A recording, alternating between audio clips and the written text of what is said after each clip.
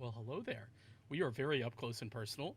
I don't know how to feel about this, but hello and welcome back to another week here at the NECC. My name is Vincent, joined by CMoore. And CMoore, how's it going, man? It's been a minute since we've been on the microphone together.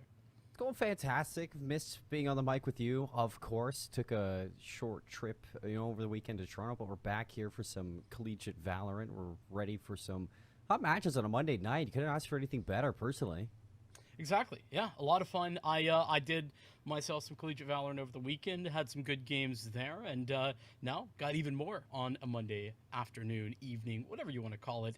Here on the East Coast, it's 6 p.m. So we're just getting ready to get started. With that being said, I'm excited to get things going with our first matchup.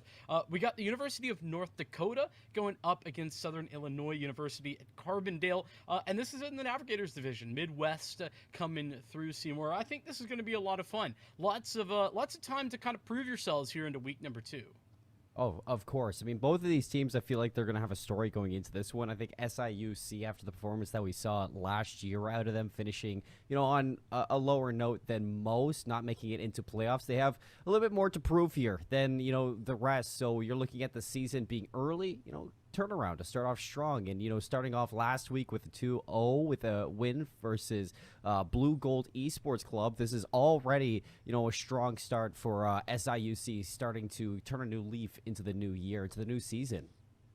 Yeah, exactly. And so as we kind of look at that, there's only a couple of players, at least on their roster, that are returning from last season, at least from what I could see. It's off the back of a little bit of a struggle, some changes being made, and I think probably to be fair. But those who are returning, I think it is absolutely that time to kind of show, hey, listen, there was some great pieces there. We just didn't quite get it together at the end of the day. For North Dakota, I think this is their first season with the NECC. I couldn't find that they had been with NECC last semester, so I think it's exciting seeing the new teams come into the NECC all the time and getting the opportunity to show what they've got. And I think UND is one of those teams, as we can maybe talk a little bit about their rosters as we can jump into that. Yeah, when we're looking at UND Black, the University of North Dakota, heading into this one, I mean, last week they had a forfeit win, so, we have even yet to see them this year inside of NECC, so not having any history in the past with this team is going to be quite the surprise for you and I, Vincent, as we get to, kind of jump in with UND Black, get to know them on a more personal note here on stream. It's going to be a fun couple of maps if this goes all the way to 3. We'll really get to know them personally. But as we take a look at University of North Dakota Varsity Esports, our black team here, we got Steiker, Bitter to the Bone, Not Dawson, Stumps, and Waves. Mostly freshmen, but backed behind the senior in finances, Bitter to the Bone. Crazy name, by the way. Great name, by the way. I think we missed an R on that. I think that's Striker, not Steiker. But regardless, on the opposing side for SIUC Maroon, it's going to be QB, Code Buzzer, Fruity Gecko, Lucky Orb, and Regale. Gonna be interesting. By the way, I was noting the name on the Liga West site for Code Buzzer is absolutely superb. I think they should change it for the right ID. It's Granite Gobbler. Is phenomenal. What does that mean? I don't know. I have no idea, Seymour, but I'm here for it. Whatever it is, I'm here for it. Because it's granite. It's not like it's just like rocks. It's granite. That's pretty. It's pretty tough right there. It's like it's not just every day. But gobbling it. What? I have a question. Is granite not like definitionally also rocks? Well, yeah, but it's not like, rock you would pick up on the side of your road, It's like, Okay. It's not like, something that you're going to get just walking through the park. That's granite. Like, it's a little bit more fancier of a rock. It's a high tier rock. Yeah. Gobbling it would be crazy. That's what I'm saying. So you're saying that we need a granite rank in the game? I think we do. I think it's your rank. Yeah, you're right. I am pretty high tier. I would agree. Oh yeah. You and me both. We're up there. Granite levels. I mean, we're gonna have to see because Code Buzzer is also a good name for these two teams, or for at least for SIUC. Granite Gobbler changing it. Code Buzzer is still a good name. Okay, that's fair. I had a preference myself. either way, I'm excited to get into the action. But before we do that, we do have to talk about the map pool and what we will be heading to because, well, apparently we have to wait just a moment for that. They are not quite ready for it. But I'm interested to see kind of where we go because as I was kind of making my way through some of the games that I was talking about this weekend, a lot of teams, as per the usual arrangement, CMoore, but devastating to me, have been kind of avoiding Sunset. That's tragic. As you can see, both of us here, it's a very nice place. I can't imagine why they'd want to avoid that. It's a map that, I personally enjoy on my own right, but I think, for a lot of teams, especially new teams coming into the collegiate scene, for this Navigator series in NECC, you can expect them to take a little bit more time to warm up for it, still, get used to the map in total. My biggest, curiosity going into the season is how many people are going to be swinging Breeze into the rotation now that we're seeing it, get changed up. I personally would love to see Breeze get thrown in here for a couple of these teams, especially considering those changes were quite notable. And hey, look at that right away. We get to see Breeze banned and Lotus banned. Ascent's going to be our map 1. Bind going to be our map 2. I mean, I probably could have guessed that before we even saw this, but we get rid of Split and Sunset as well. It's going to be Haven Decider. Pretty run-of-the-mill for collegiate Valorant, I would say. I don't think we're ever going to see a collegiate match without at least Haven or Ascent in there, so this is pretty straightforward. Yeah, I think Haven especially is kind of the one you tend to expect, and indeed we are going to see that should it be necessary. Mount 3, not a guarantee, but North Dakota bringing us to Ascent. It will be SIUC who gets to defend first on that map, and then Bind, it'll be SIUC's pick, and we get to see North Dakota on defense first. Expectation-wise, I think that it's kind of hard to say. To be honest, CMoore. Like I said, we didn't have the best of performances from Illinois. Like when it came to that last semester, but it's a pretty different roster than what we saw then. And North Dakota, I think they're a relatively new team in here. Again, apologies if I'm wrong there, but I didn't find them in the list from last semester, so I'm just making that assumption. So yeah, who should be the favorite in this series? Honestly, I don't know. I'm kind of leaning North Dakota, but just because I like their logo. It's pretty cool.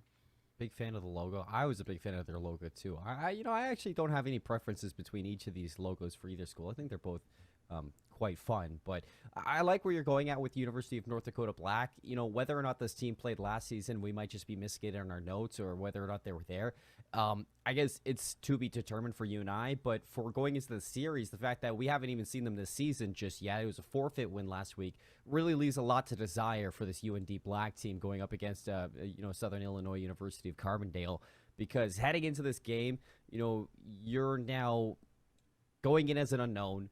SIUC are not going to have any notes on you. They're not going to have any VOD, maybe a couple scrims, in the past, but a lot of teams, sometimes don't want to scrim against, matches that they have coming up very soon. So this is going to be a big unknown factor for SIUC. That's going to be hard to prepare for. I think lucky enough, you're going to a very comfortable map pool, and nothing was really out of the ordinary when it does come down to the picks on where you start for each of these maps. So for this Ascent map number 1, I think ball's really in the court of UND Black on what to expect, because you don't have anything to expect for this team. They have all the surprise in the wind.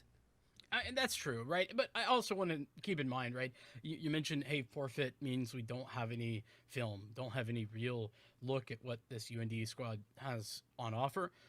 I'm a big fan of not punishing or not taking anything away from a team that didn't get the opportunity to show out. And that's kind of where UND are at right now. Maybe we adjust those expectations later on, though, because I've been told we should be coming into the game shortly, or at least in the next little bit. For me, though, UND Black, big question marks. We'll see what they can do to prove it. And then for SIUC, I'm just hoping to see something better than we saw last semester. I think that it's, to be honest, it's a low bar. So you can really go up and really prove yourself with this, with these first couple of games. They already did that with that win over Blue Gold Esports in the 2-0. As this is not Ascent, but I'm down for it. Yeah, we're flying through Breeze for the second. Quick little switch up. It's no big deal out there. That's going to be our map number 1, folks. We're just tuning in. Welcome to week number 2 of our NECC coverage. We got University of North Dakota Black versus Southern Illinois University of Carbondale. As we see the 5 agents below for each team. We got Arena on board. That's going to be Code Buzzer, or Granite Gobbler, as you like to, mention for his past name. Locking in that Reyna for the duelist.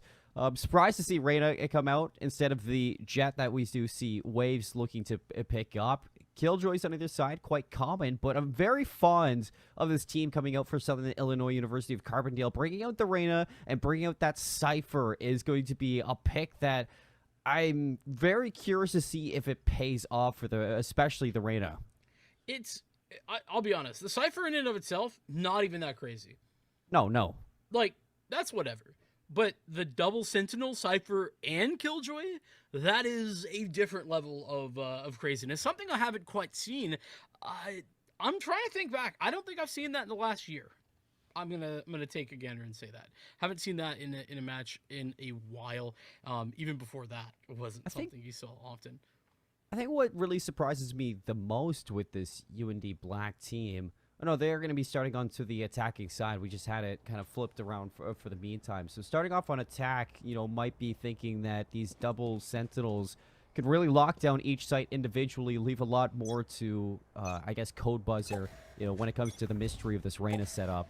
You don't really have to dedicate this Reyna anywhere at first.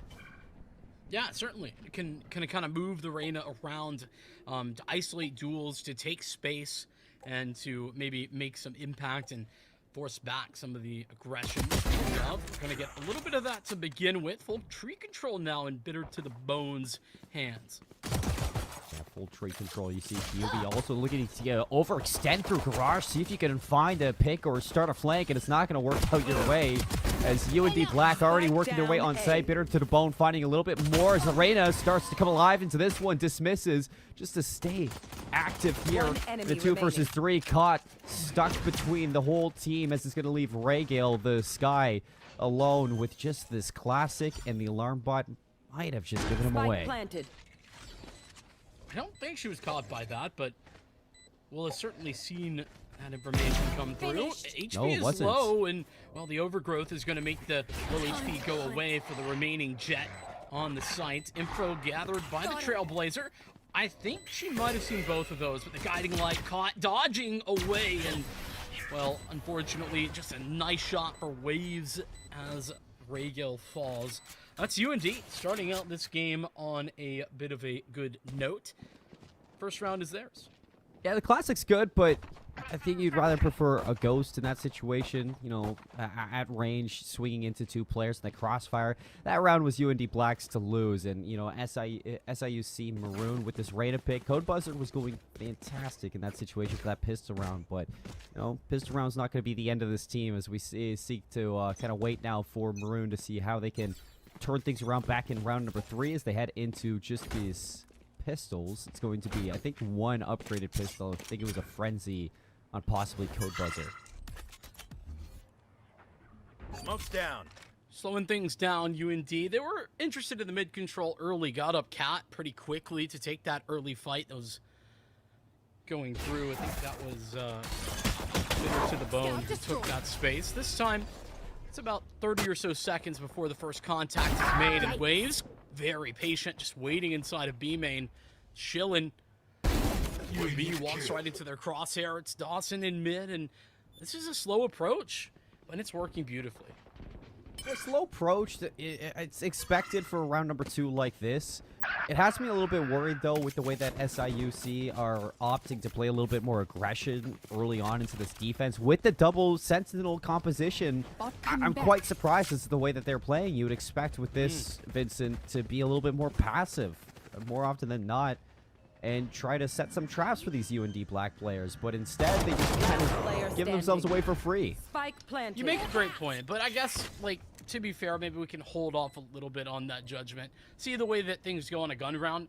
Don't have the money for those traps, the trips, the nano swarms, alarm bots, etc. Those all cost credits, and those were particularly low in that round. So maybe we'll see something along those lines come to fruition into this one. And it's going to be an interesting kind of balancing act between the aggression that you usually want to allow that Reyna to take and the passivity that running 2 Sentinels typically would entail. And I want to see them start to activate a more passive approach to this early on, because starting off in the defensive side with this double Sentinel composition, switching to the attacking side is going to be very, very difficult for site executions. Most often than that, not their whole, I guess, win condition will be for those post plants. And if they're not able to set up those post plants, if they don't have a good defensive side, UND Black might just be able to run away with Zent. Yeah, you've touched on something that is going to be interesting as we continue through. This is a very defensive composition. You got a lot of pressure on that Reyna to essentially just be the entry on the attack side whenever that does happen. Yeah. For Southern Illinois, but we'll see later on down the line if that becomes an issue. If you just do very well on the defense, not a big problem. But right now, down by 2 is Fruity Gecko, right about the 1 minute mark, trying to gather info, trying to look for something going on, and it's a stranglehold that UND have at mid. Nothing was seen from Fruity Gecko, so UND Black still have that element of surprise of just tossing utility here and there. Fruity Gecko gets caught for the re-aggression back through mid, and a second out of Waves. The Guardian Gamer putting this weapon to work. 30 now in left. the bonus round for UND Black with 30 seconds left. Only option seems to head back over towards B with the Killjoy and the spike in hand. You still have a lurk presence from your Brimstone Striker playing through mid. It's going to find yet another one onto the Lucky Orb. One That's enemy putting remaining. SIUC in a bad spot now. Or like an unlucky orb in that case. Fragel, she's going to be all on her lonesome, trying desperately to bring this back into their possible victory. But as the entirety of that round falls away, so does Ray Gale. 3 for Waves. And the patience for UND. They took that early control towards A main, towards B main, and then towards mid a little later on. And that ends up giving them 2 opening picks. Yeah, 2 opening picks and a fantastic start out of University of North Dakota Black. I love the patience out of them to Placing alarm bot. notice early on the aggression that SIUC are showing and punishing that in a very crucial rifle round for them. Fruity Gecko yet again opts for the peek out cat. They're not going to hit that shot with the Marshall. Suppressed at the moment, so no abilities from this Omen going to be able to get used. Brimstone looking to drop some smokes over to A or maybe even through the middle of the map. Lucky Orb is going to be the only one here, and yeah, Fruity Gecko finally hits that shot with the Marshall. Cyber Cage going to go up. Nice damage out onto Striker. The regrowth should be able to bring him back to full health, but that first pick up from Fruity Gecko is so far slowing down UND Black. Speaking of smokes, though, that is a bit ambitious for your smokes player to be in that position. Going out towards the A side, it's a little bit of a scary spray there, but Lucky Orb's still alive and kicking. The low HP of Striker allowing for that second frag to come through, and UND now at a man disadvantage and in some big trouble, even bigger now with Code Buzzer getting activated. Yeah, Code Buzzer allowing to get onto the site without that spike being down gives a lot of presence to SIUC, and I love this call to back up the generator. Code Buzzer with the Bulldog in hand now has a chance to fight at range. You know the spike 30 is here. seconds left. QB rotating up to Heaven. A crossfire set for not tossing a fight against, and now the KO, he knows. enemy remaining. So this round is going to be huge with 20 seconds. The Reyna has to put this one away for UND Black. The swing out, but the Phantom just a little bit better at that range. Lands the headshot, finishes off what could have been a thrifty round for SIUC Maroon. And UND Black, they stay flawless on Ascent so far. I don't know who it was that swung out from Heaven there. Was it QB? I don't know, but that was a mistake that unfortunately cost Southern Illinois the round. They needed to double swing in that situation.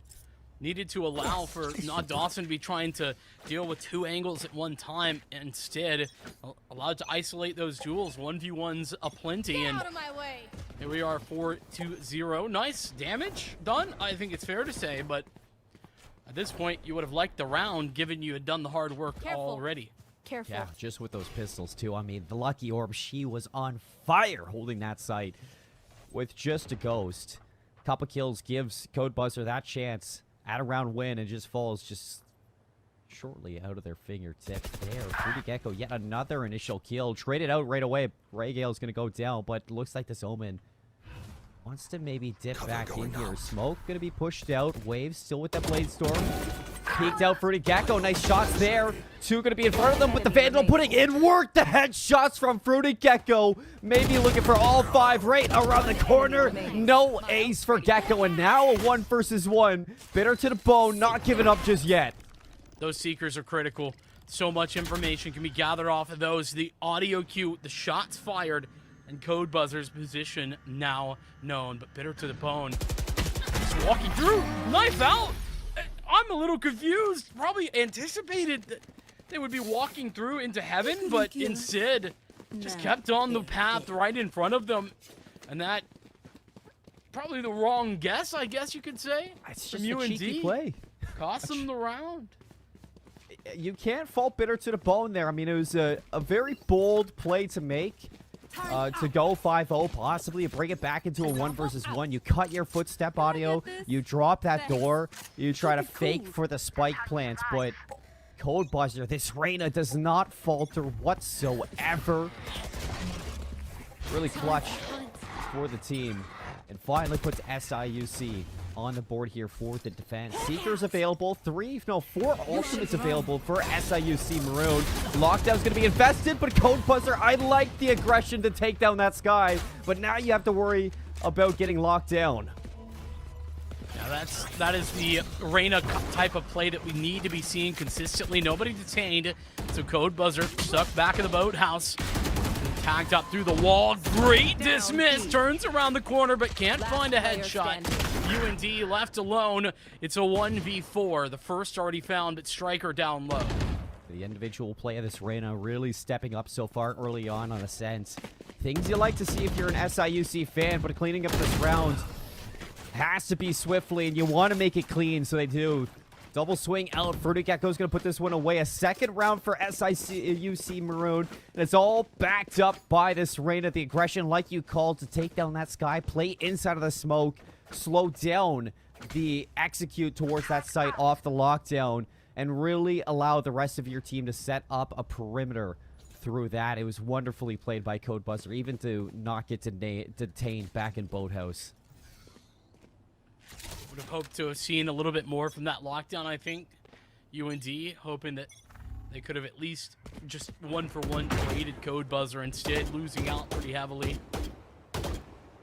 Fruity Gecko again, very aggressive when it comes to this catwalk position, but it's Waves to find the opening engagement. Fantastic opening frag, and that's going to cut SIUC down a peg, down 2 pegs actually, as Lucky Orb falls. That's both Sentinels picked off early on into this round. No utility at all for SIUC really to delay this. You're going to drop a smoke. You're going to have the Trailblazer out here, but what can it do to stop them taking the site? Now, Null Command going to be invested for this one. UND Black, they want this round. They don't want to lose any more members, but fortunately enough for SIUC, maybe a lifeline thrown there from Fruity Gecko. Taking down that Killjoy. And trapping these 3 players on the inside of the side. Code Buzzer towards heaven. Fruity Gecko pushing in from trees.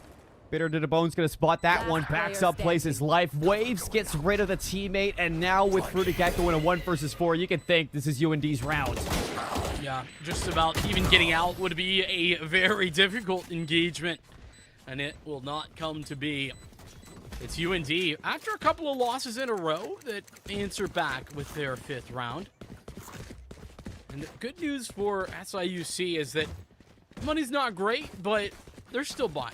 They still have something to work with here. They've already got 3 rivals. They're just going to have to try and figure out what to get on Raygale and Code Buzzer. They're the ones on the lower HP, and or the lower credits, rather. But they also have 4 ultimates to utilize. Now, granted, you don't have so many of those powerhouse ultimates. The Empress, very individual. It's from the shadows. It's from the shadows. And then Neural Theft, I've been told it's the worst ultimate in the game, but I don't know if I agree with that. There's just not a lot of offensive maneuverability with these ultimates. Yeah. It's more so a transitional ultimate, I'd say, around. see its effects. Wow, Fruity Gecko and a Marshall has been incredible. Gonna drop a smoke to recover this Phantom. Upgrades for your Omen. Things you like to see for SIUC. You should keep the Marshall. At this point, you might think Marshall's about this. been- But think about this, been too. great. Now Fruity Gecko in this position. Here's all the footsteps that are disengaged from A main. And you can see SIUE already anticipating a push towards mid. Fruity Gecko is going to be in a spot to shut this one down, but a big kill from Striker opens up a lane. Not only that, now there's question marks. And Code Buzzer gonna get suppressed by the knife. Caught. Info gathered. Speaking of information, though, and in disengages, hearing the footsteps, that's all been heard by Code Buzzer, who can 30 adjust seconds back left. over towards Market. Rakel's already running. Code Buzzer's here with the Spectre, and now the Cypher Tripwire is putting in a lot of information over towards this. Unfortunately, Code Buzzer's going to go down. So everything riding on the Lucky Orb. Last player She had a standing. fantastic hold back over towards B, but now they line up. Oh, the Lucky Orb. Things fall right into place for your third round. Yeah, it was absolutely so fortunate. Lucky Orb, name coming to the forefront, but hits the shots when it was mattering the most. And sometimes you just need a little bit of a break. Lines them up perfectly. No ultimates required. And this has put UND back into this weird situation where their money's starting to get low and they're in some trouble if they can't win this upcoming round. Bulldog out there for S-Punks and Healing over here. Fruity Gecko. There's a point that I had thought about earlier and I didn't ever get back to. I'll bring it back now. Fruity Gecko being the aggressive point of contact for everything at A is a little concerning as your soul smokes. It does kind of scare me. It does. It's kind of live by Fruity Gecko, die by Fruity Gecko at times. Your first picks are so important here for UND Black. They get that. Waves ends up going down, but albeit not by hands of your Omen.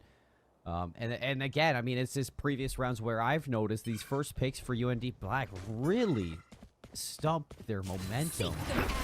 Seeker's going to be dropped to try for an A execute, but all four members are all pushing in towards main. Hubie has a chance to shut this down, possibly with some nanoswarms, but only one to be placed down. Striker is going to be hitting a second route through trees. It's a great paranoia that stalled everything just long enough for QB to get into the better position. 3 kills for QB on the entry. And UND are now in that tough spot where they have run sort of out of cash in a lot of players' hands, but it looks like they're gonna, I mean, abilities be damned. We're just gonna get out the weapons that we can, try to run it fast, I would assume, based on the amount of abilities that they have. No, a decision made, probably the better decision at the end of the day, to go for an eco. Yeah, they still have that round to give up. You know, at least they're not giving up the lead just yet. For UND Black, I'm sure everybody's just scrounging up whatever they can for a buy into the next round. But here we see that aggression yet again from Fruity Gecko. Smoke going to be thrown down towards tiles, so checking on what's going on through the middle of the map. Nobody's going to be here. Late rotation back, and Gecko now has to be careful not to get caught out here. I love the smoke from SIUC to block off Fruity Gecko and isolate Ray Gale for a first pick. That was actually UND with that smoke. They're the ones with the brimstone. Sky smoke goes down at Catwalk. Like you said, beautiful isolation works out in this case. And this Blade Storm outweighs. Had a quiet couple of rounds, but really was the powerhouse that helped allow UND to get this lead. Now, possibility to find more. Fruity Gecko, contact made in mid. It's a 1-for-1 though. That keeps the man advantage in UND's hands. And a chance where a paranoia really would have shut everything down. All the way through the traps here. As Waves, the knives don't hit, and Lucky Orb yet again looking to be a pillar. 30 seconds left. 1 versus 2 on site, just dancing around with that door. Not gonna have to worry about the player over towards Market just yet, but Striker taking down QB. Suddenly you gotta be thinking, Smoke's gonna go down, everything on site. The shorty gets pulled out, but now just down to Code Buzzer. You know Striker's in Market. You know the Killjoy's gonna be on site. So Codebuzzer really needs to decide what to do next. Thinks you finish off that Brimstone, but instead Striker does not get headshot smokes there. can And block the enemy's line of UND sight. Black, they kind of Step walk away blind with that and one. move. Props to Striker. That late mid lurk, good for, I think, 2 kills at the end of the day, and then Striker able to close it out. But the patience as well, once they got into market, once they knew where Codebuzzer was located, just wait. Stall out the time. There was a timer on that round, and the spike, as soon as it went Safety's down, off. that's the start of it. And once again, back to this point that we were making before on how to use these ultimates effectively, SIUC struggling. I mean, since we had that conversation, they've only been able to utilize one of these ultimates. Yeah. It's noticeable that Codebuzzer is very hesitant to pull this Empress.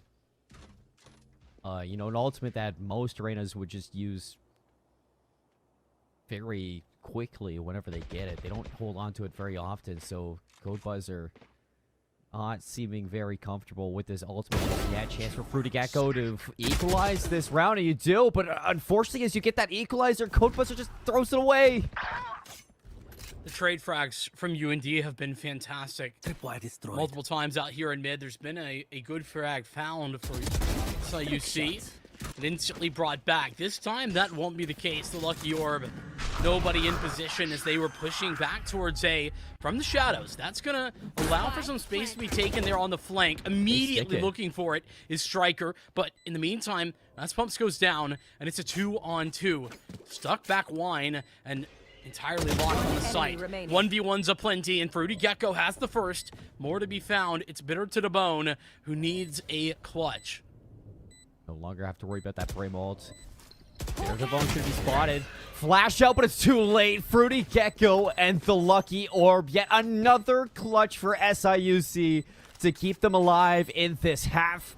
So much time for the defuse, Vincent. And man, I'm starting to become such a fan of these two players. I think the Lucky Orb, you can always Last rely on her round to at in the least half. find, you know, her 1 or 2 kills in towards these clutch scenarios. But Fruity Gecko to pull that from the shadows to start that flank, cutting off the Brimstone from using that ultimate, such a heads-up play.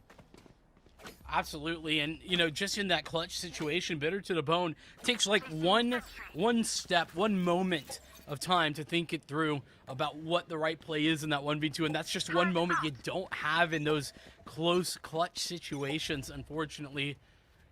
UND into the last round a little bit light in their purchases, but should be just fine. They have some ultimates to work with as well. Could see that Null Command come back through was a big factor on getting them around earlier on this map.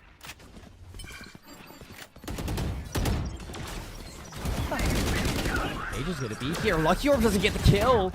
Codebuzzer now with the Empress activated into the site and ready to go to follow up these Seekers. All the way down the alley, you see Null Command now going to be pulled from UND Black as they take the site. They drop the spike. It's a 2 versus 2. Ray kill. QB still fighting tooth and nail for the round. Bitter to the Bone. I thought he got spotted. It's Ray kill to shut down the Sky in the battle. Shut down the KO. And yet again, the clutch for SIUC ties up this half 6 apiece. Recovery. I think that is the one word that describes this half for SIUC. They go down early, lose 4 in a row to start, and from there, they've been able to fight 1-2 rounds at a time back in business. UND Black, though, swapping over to the defensive side, and there is something to revisit now, CMoore, and that is this composition for SIUC. Incredibly defensive, but on the attack, well, you know, if you just hit the shots, it's fine, but synergistically, not so great when you're trying to move forward to have 2 Sentinels. No, you know, we noted on this one earlier to the Ascent, and we were talking about SIUC starting off on defense with this double Sentinel composition was really worrying for this transition, so it begs to question what they got cooking here on their attack. Looks like they're sending it straight out towards the A site. The Lear are going to lead the charge. Now some shots fired. Bitter to the Bone, overwhelmed by a multi-frag possibility. Fruity Gecko into that second kill, as you mentioned, and QB putting the plant down. It's 3-on-5. UND, tough place to get back into. Smoke goes down. Unfortunate for the lucky orb. As she gets bombarded by UND players. Still with that regrowth, all these players on site now brought back to full HP. Raygale, not able to hit the shots. The right click from the Classic, continuing to allow UND away into this round. Waves finds QB, Spumps finds Buzzer, and Waves a second onto Fruity Gecko. Individual gunfights picked apart from these two with the Classic and the Ghost. 3v5. And the Classic doing some of its best work. Free gun, by the way, as it has been doing all throughout the entirety of VALORANT, really, if we're being honest. What an individual performance to bring that pistol back, doubling up UND. They've got both of the pistols now in this map, and it's important. Listen, this is their map pick. UND elected to bring us here, and, well, it would be a little embarrassing to lose your own map. Yeah. Embarrassing, but not impossible for the comeback in the grand scheme of things. When it comes to the overall of this series. Because let's be honest, we're on a bind map too. Craziest thing Enemy down. these players gonna see. But again, you know, back into the second round here. Last time we saw UND clean this one up relatively easy. Not even losing a member. This time it looks to be the exact same thing, Vincent. And SIUC don't have much to work with, so expectations low. What in the... What is that, crosshair? One That enemy crosshair remaining. is just, you don't understand. I don't even understand what's going on with this crosshair. You're but right, it's working. I don't. But it's working. It is? But imagine if you had a I'll real teach them to crosshair. respect their elders. Just imagine what we could be seeing. It'd be unstoppable. Yeah, I think that's like, you put on the weights, you know? I think that's Dawson is the one who uses the real crosshair, not Dawson uses the funky crosshair. That's probably how it goes. That makes sense. You can get on board. SIUC trying to get on board the comeback trail. This, you know, it's a short one, little half-mile walk, but they do have to make it through. It's the first gun round of the half. 0 point. Doesn't catch but one, I think. Might not have caught any, actually. It's hard to see if Code Buzzer made their way back through. Still questioning on, you know, a lot of these site executions that we're going to be seeing from SIUC and how we're going to get them because, you know, without any explosive initiator for the site, you know, Raygale hasn't been the standout player for this team. SIUC really banking on these post plans, but they need to show us how they're going to get into that position. Code Buzzer gifted a free one onto Waves. That opens up tree. You know, Striker's going to be towards mid through market. It looks like they want to weed him out, so they will. Fruity Gecko for the trade. Keeps numbers in SIUC's hands. It's a lot of audio cues given away, though. I think 3 players taking a shot at the alarm bot. It's going to give some information. Turret down. Spumps is the only one here. Spumps has to be careful. Just needs to stay alive and currently doing a great job of just that. Oh, Not so no, much the for bitter lurk. to the bone. Last Gecko player standing. doesn't even go down. Not Dawson had a great angle. Smallest little audio cue dropping into mid. Fruity Gecko playing lights out so far inside of this controller role. Spumps, before you're saying has to be careful, seem to say about the rest of the team. Now alone in a 1 versus 4 scenario. Gonna peek out. Nice kill into the first one with this Vandal. Or this Bulldog. Expecting the swing from Ali, but it's Fruity Gecko to put this round away comfortably. 3 players standing for SIUC. And a monumental performance so far from Fruity Gecko. 17 and 11 for this Omen. And a quad kill in the first gun round of the half. Exactly what you need to get on the board, to get moving, stop the momentum of that pistol round and the anti-eco that UND just put together. That being said, UND not out of this one yet, not by a long shot. See how they can adjust themselves, as in the last round, we saw that mid control come to fruition for SIUC relatively early into the round, and that certainly helped them out significantly. As did I see somebody with just a classic? Yeah, that's Ray Gale. Blinded. Maybe money's not the best so for SIUC at the moment, which would be surprising. Granted, they just won the round, but also possibly they just messed no up. shield? Yeah, I think that's a little whoopsie. It's a streamer looking at phone moment. Yes, exactly. Sky Smoke going down, that's going to stall out this aggression towards A for at least a couple of more seconds. And Cameron there's didn't two see players anything. here for UND, but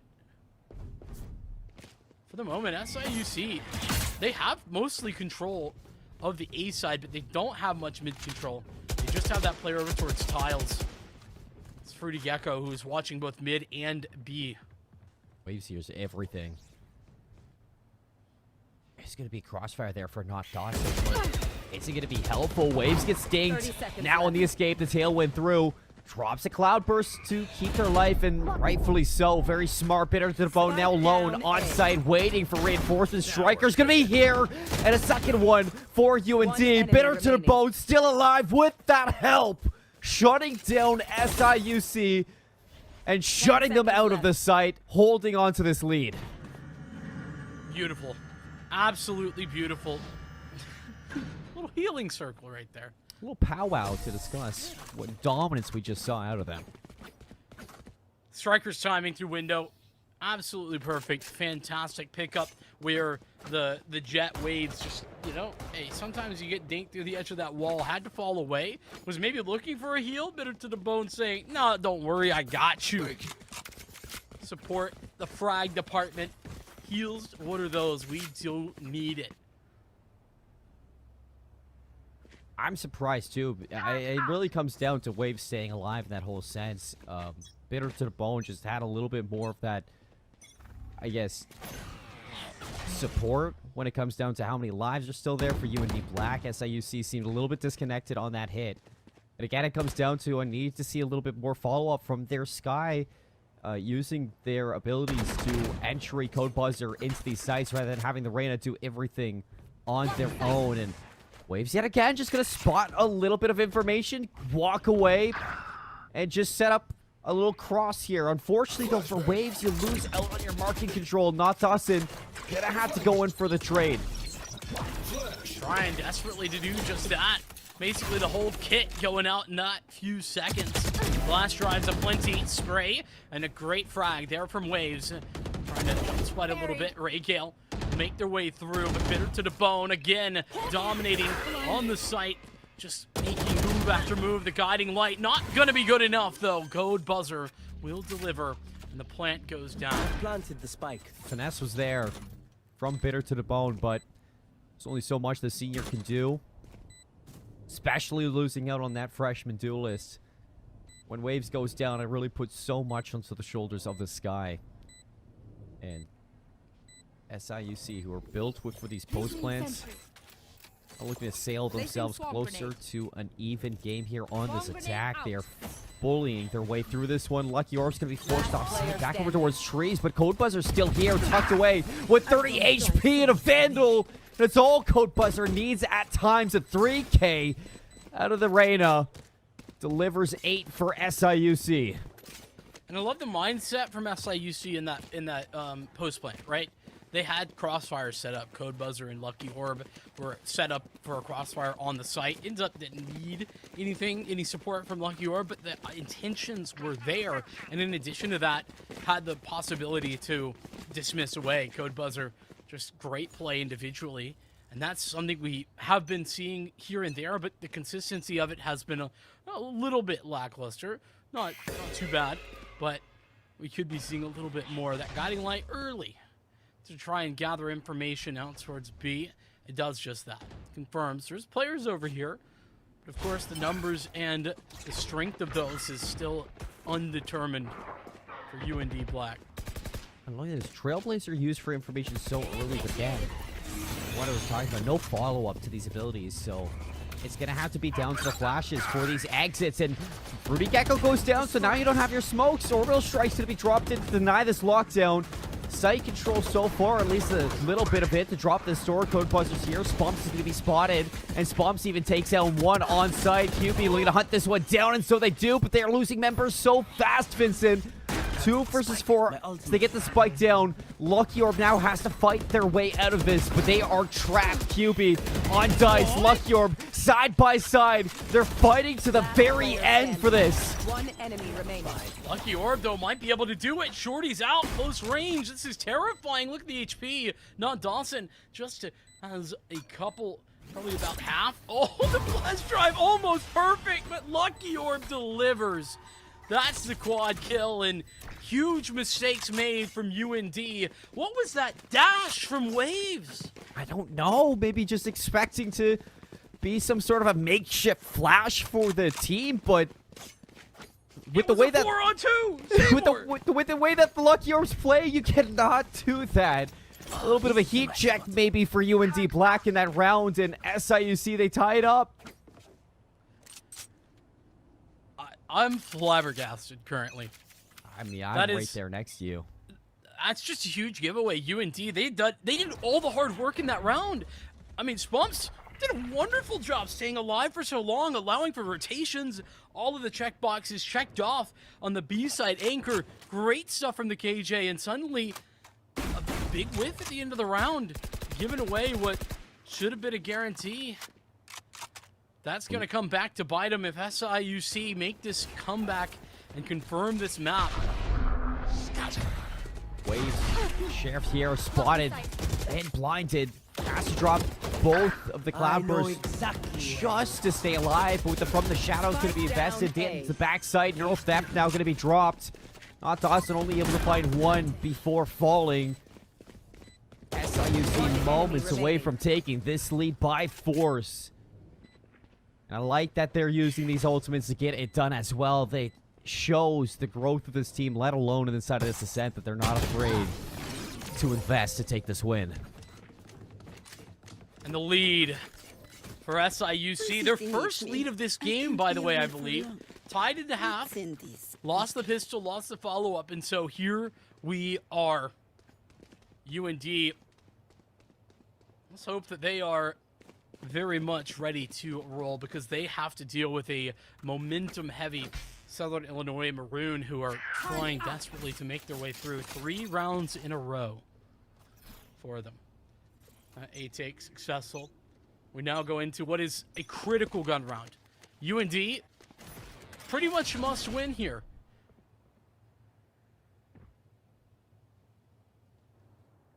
SIUC, where once they were kind of behind on their map pick, and we were questioning what this double sentinel composition really was brought together for, especially on this attack.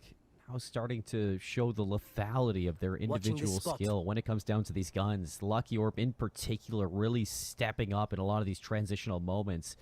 Now a chance even to find a first into this round. Spots the shoulder, and not Dawson gets removed from the round without a lick of damage on the Cypher.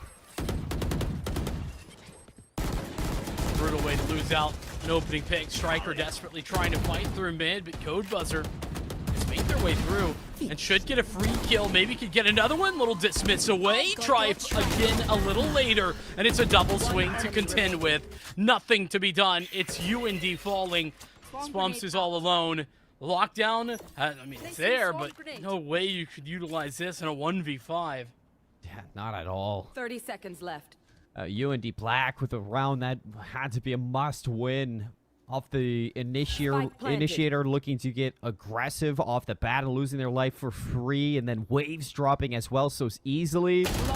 This is not good looks for University of North Dakota, as they really need to dive deep into this strat book that they do have to see how they're going to turn things around on this map number 1, or else we might be seeing Bind really, really soon, Vincent. Yeah, and I think we're still in this situation where SIUC, it's not like their composition is like amazing on the attack. They are just winning these duels. I mean, the trio of Lucky Orb, Code Buzzer, and Fruity Gecko have been dominating in this second half ever since those gun rounds started, and it's not showing any signs of stopping. Blade Storm going to be activated. We'll see if Waves can bring this back. It's an eco round. Save across the board for North Dakota. And so, if this is the round to make the magic happen, it would certainly be a boon to both their economy and their confidence. Again, those blade storms really stop what's about to come. Get the molly dropped to at least slow things down. Separate is going to be Codebuster, but he's already on site with his Vandal. And Lucky Orb, a little bit behind this. Codebuster does go down. The Spectre Striker looking to really put in work. And a nice shot there from the knives. Waves continuing to keep UND Black alive in this series, but what they don't know is that Fruity Gecko is on the flank, working through Catwalk, take down yet another, and now Waves has a Vandal acquired. Might not need those blades. Could be just enough. 3 already, and Fruity Gecko all alone. Blade Storm for 4 is a possibility to Waves. He's clearing angles, but Fruity Gecko says absolutely not. 3 frags for them. 30 seconds left. Possibility of success, but the spike needs to be recollected first. I have the spike. No idea where QB is, and lockdown for this as well. Looking to see if you can force Fruity Gecko in a pass spot, but instead just going to dedicate towards this from the shadows, and Just commit. no idea where the spike is at all for Spumps. That Oh, that's tough. Dark Cover actually managed to keep Spumps a little bit active for a short while, and no information where this from the shadows took. Fruity Gecko gonna peek through, spots the shoulder. Haft is going to be the spike, and Spumps now needs a miracle to walk away with the round. The Nanoswarm is going to back him up. Spumps is going to stake it, and you can't get there. Fruity Gecko gets backed up by the Nanoswarm, and the 200 IQ play from the Killjoy throws a lifeline, a life preserver into the waters of UND Black as they were previously drowning just moments before. They have jumped on that preserver with both feet, metaphorically walking their way back into this map where they were struggling so handedly. A difference into this round. Waves operator in hand. The Blade Storm from the last round did so much damage, so much good work. Fruity Gecko trying desperately to clutch up. Unsuccessful. And now that operator, for the first time, we really haven't seen, I don't think we've seen a single op this whole map. All we've Till seen is now. Marshals. Yeah. Surprising for the op playground that typically is Ascent, but for now to be the time to pull it out, absolutely could be the difference maker. Yeah, something that neither team might be expecting.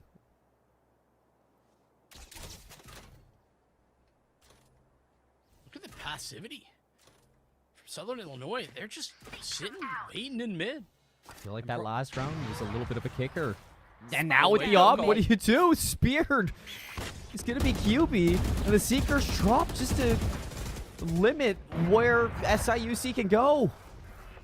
Great decision by Striker. Disengage. No need to give away a refrag. You already have the man advantage. Just hang on to it right now. Striker going to put down a Sky Smoke, maybe into position. That Leer should certainly create some question marks as the Trailblazer comes through. Second Leer out 30 seconds and left. clearing out all of grass. Striker Through. under pressure, and the Empress comes away with that frag. Spike down. Waves up top with the shorty. Shuts down the Empress. 3 versus 2. UND Black still able to bring this back with the lurk. Fruity Gecko yet again here going to set now. SIUC up. For a chance at another clutch here as Fruity Gecko now working into a crossfire here. Waves swaps from the operator over towards a Vandal. I think Grave Gale has a little bit of an idea for this one. Where is Not Dawson? Waves needs help here. Not Dawson pushing through the inside of the site, and it's tap over towards the spike, and for free, Raykill's going to be able to pick this one off. 1 versus 1. Time ticking low. No information on where Fruity Gecko is, and he is up top and ready to give SIUC map point. Once again, this is UND Black's map selection. Fruity Gecko on 27 frags. Individuality has come to the forefront, has been the factor for SIUC Maroon. Waves doing what they could, but it was currently not enough in that last round, and 2 chances to close this map out. And it's on a pretty broken purchase for UND as well. 2 Ares in hand, a Guardian. Can certainly do the damage, but a much tougher task up ahead. We've seen waves with the Guardian in the past, and it's not a gun you want to count waves out with. You should run. All 5 players going to be stacked over towards A. Lockdown's going to be acquired from this ult over, and they're ready to go out. Spectre, Forbidden to the bone, up close and personal. It's not going to hit the mark. And as these players just look to explode onto sight, behind this Reyna, Lockdown's going to detain Spumps. Fruity Gecko takes down Striker. 2 players left for UND Black on Ascent, and this might be it, Vincent. Seems likely, considering the fact that this mid lurk is cut off. Fruity Gecko, a rare miss. Waves, gonna need something magical, and that magic simply not available. Dawson down and out. It's Southern Illinois It always does. that take this map. UND fall on their own selection. And bad news for North Dakota. They're gonna have to do it in reverse sweep fashion if they want to bring this back to a victory. Map 1 going over towards SIUC Maroon. Color me surprised with what we were expecting going in towards the Ascent. With the start that we got out of the University of North Dakota Black, a 4-0 start into Ascent, Vincent. They look fantastic. They look untouchable at times. And slowly but surely, not only did SIUC work their way back into this game, but they worked their way into the hearts of a lot of fans, I'm sure, watching this one, because some of those clutch plays kept us on our seats. That they did. I mean, individually, I felt like we saw everything from SIUC go their way in that second half. There was so many moments where UND had good ideas, or there was always the possibility of victory. And there were some of those rounds that did go UND's way. But as a whole, SIUC were better in the clutch. They consistently, the rounds that were easy, those were consistently going SIUC's way because of those early picks that they were able to find. And then they just stayed together, grouped to get into the post plant. And then once you're in the post plant, having a double sentinel is suddenly great again. It's tough to get there at times, but once you're there, you're loving it. Yeah, and with the way that the Lucky Orb and Fruity Gecko were playing throughout Ascent, I mean, there's just so many opportunities thrown the way of SIUC. So many times that UND Black should have won the round, but they just couldn't clutch up when it really came down to a lot of those 1v1s, a lot of those 1v2s. So many, 2vx situations going the way of these teams. A lot of mistakes on both sides. But for SIUC, a much-needed map win here on Ascent to start off this best of 3, Vincent. Because if you lose here, going into binds, we were talking about how, SIUC Maroon might have been on the worst side of the series, losing out on Ascent. Exactly. But they make the upset on their opposition's map pick, and now they head into bind with, you would imagine, some high emotions, some good vibes coming into that map, and it's their own map pick. So their preparation should be superb. With all of that being said, I think we look towards bind coming up next, but that should be after a short break. So we'll see you in just a couple of minutes. Welcome back, everybody, to NECC's Week 2 coverage. My name is CMoore. With me, Vincent. We just got done with map number 1 on Ascent between SIUC Maroon and the University of North Dakota Black. We got map number 2, Bind, coming up as we dive deeper into the Navigators Midwest series. Vincent, any takeaways from map 1 as we head into Bind? Yeah, I think there's a couple of takeaways. Number 1, SIUC, they were able to make it work. The individual skill was shining through. Fruity Gecko in a bunch of different rounds, especially late on. Had some really good performances early, but round-winning performances from Fruity Gecko late into that. We saw Code Buzzer and Lucky Orb consistently kind of being those other 2 it factors for this squad. And, we were a little bit, I think understandably, questioning the composition. Okay, what is this double sentinel composition? Why is this coming through? And honestly, I think it's a fair question. I don't think we really saw the double sentinel be all that amazing, but the individuals were so good that it didn't matter. And once they got into post plants, that's where that double sentinel did find a ton of value on their attacker side. Yeah, I couldn't agree more with that. It wasn't until later on where we really saw those double sentinels really find that value. And that really begs to question as we head into map number 2 for Bind for the side of University of North Dakota Black. Losing out on your map pick through map number 1, heading over towards Bind. what do we have to look out for this team? Because heading over towards Bind, instead of Ascent, it's very, I'd say, different, even though, not too different from Ascent from what we are going to be seeing. I'm curious if we're going to be getting a Chamber pick from these teams, as Chamber is starting to find his way back for Bind especially.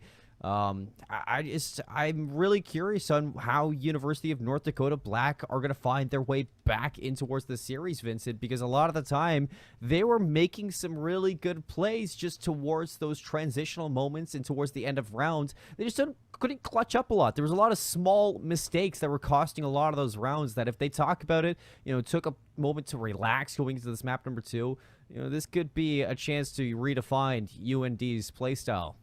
Yeah, it kind of was the same situation that SIUC found themselves early in that Ascent game, right?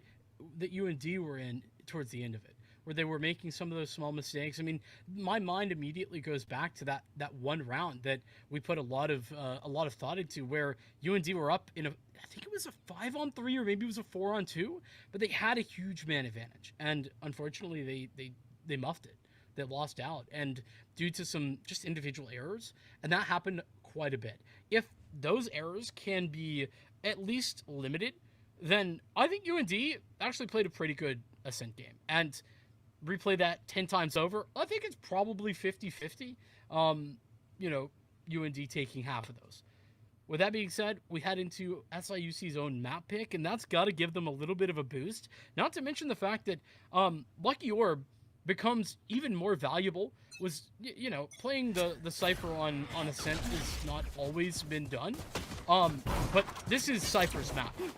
Yeah, and Lucky Orb had a fantastic map 1, so let's see what she can do in the Cypher pick.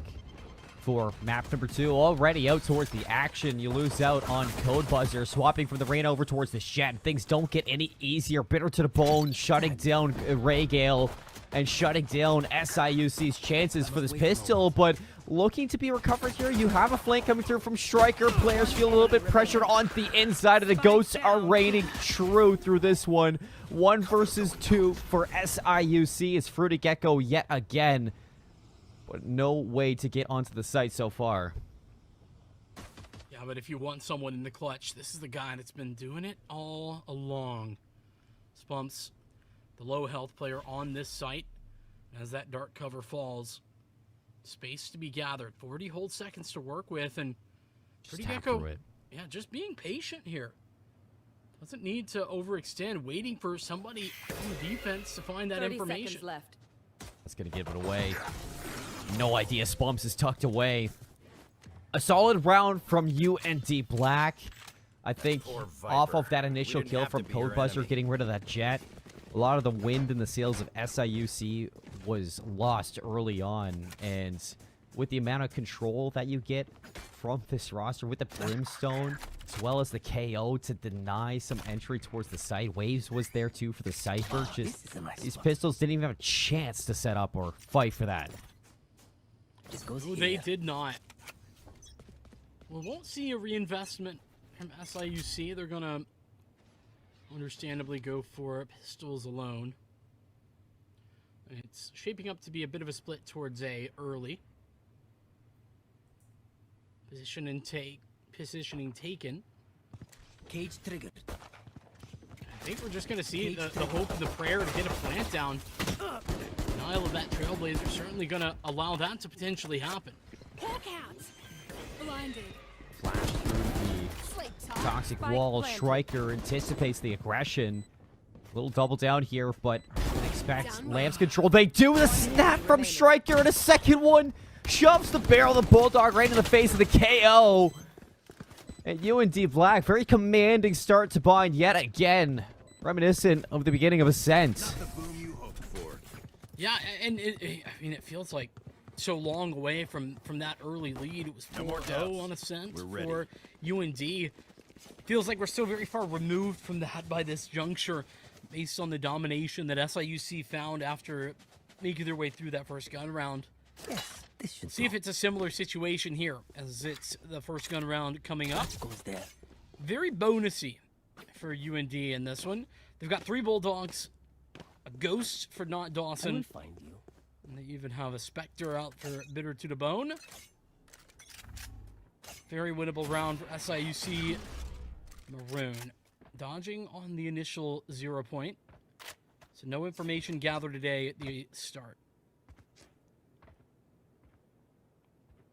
You're never going to count out SIUC after what we saw in Ascent, Vincent. Losing out on both pistols, losing out on the bonuses as well. But still managing to walk away with the wins. From the beginning of the map, and now with the rifles in hand, they're looking to take their round fast. QB's going to take down Not Dawson inside of that KO duel. Striker looking to re-aggress through lamps. Codebuzzer's in the smoke. I'm not sure Striker saw that, but still, a lot of damage done. Where is the follow-up? Spumps equalizes. Low damage on a lot of these players from Maroon. And now Lucky Orbs lost as well. Codebuzzer needs to go big here. Trapped up top, but not expecting Striker to also be inside of lamps. 2 versus 2. Very scrappy around here. Down to 1. Fruity Gecko full HP and still lots of utility. Striker, you couldn't say the same. So SIUC set up for victory in round 3, and they will take it. But a bonus round that UND do a ton of damage in. They're going to be pretty happy with that. Of course, want the win, but hey, you cannot win those rounds every time. Call that a solid enough round. And SIUC, gotta love how they played that together inside of lamps. Initially, somebody coming in to support. Whoever was on the other side of that dark cover, tucked into lamp, was in trouble. Had support come through and fought aggressively in the outside of lamps in order to hold that decision making. Codebuzzer on just a shorty this round? Yeah, I don't know what the idea of this was. Here. That's a decision. But again, it kind of goes back to the last round, losing out on so much. There's not a lot of credits that you're going to have here for your Codebuster, but just a shorty? They found my I would have rather had a classic in that moment, especially a map like Binds. Or a ghost, for that matter. It seems like they are trusting in this one. They're going to get the spike down. Now Codebuster's in a spot where that shorty can really be effective. Or we can see the paint shells come away with 2, but 1 tap times 2, grabbing an upgrade onto the gun. Codebuzzer with a bulldog now, and 2v2 UND on the retake. Striker, Trailblazer out, gonna look for info, finds exactly where Codebuzzer's located, but that doesn't seem to matter.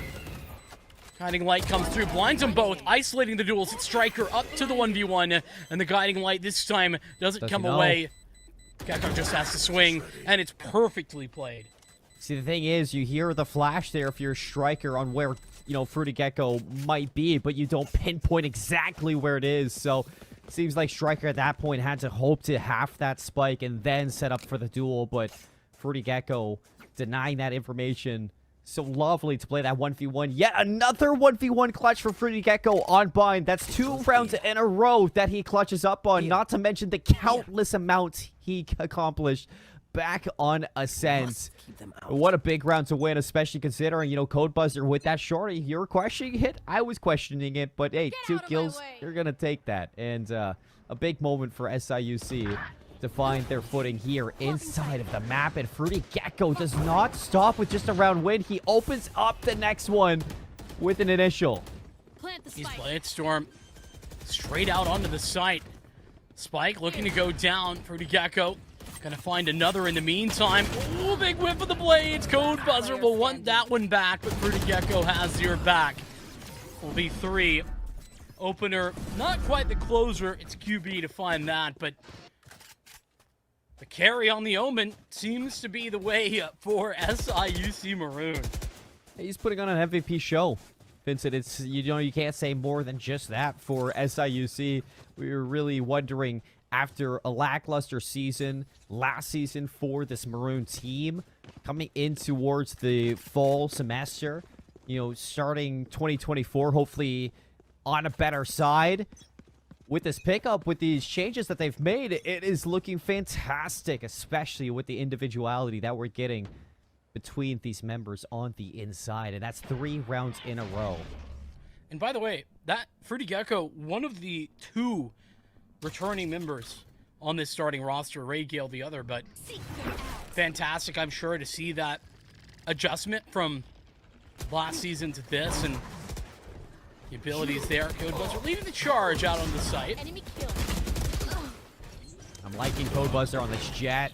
Isolating those gunfights with the Cloudburst. They're unable to find the second one, but it sets up your team for victory as they just stampede their way through. Invest that neural theft just to identify exactly where they need to go. Striker in a crucial spot. Lucky Orb's going to shut that down. Now with who can control this round, looks like it might be their fourth. Last player Paranoia standing. not quite deep enough, but the fight does go Gecko's way. Bumps of the trade, and Hold more on. than that, QB down. A little bit of damage taken to the snake bite inside the toxic orb. That time ticking away now. The clock is his enemy. Yeah. Spumps, no way to get back through, especially not with that. Getting tagged by the Cypher, and it's all over. I mean, at least they got a gun. It's a valiant effort, and yeah, they walk away with that rifle.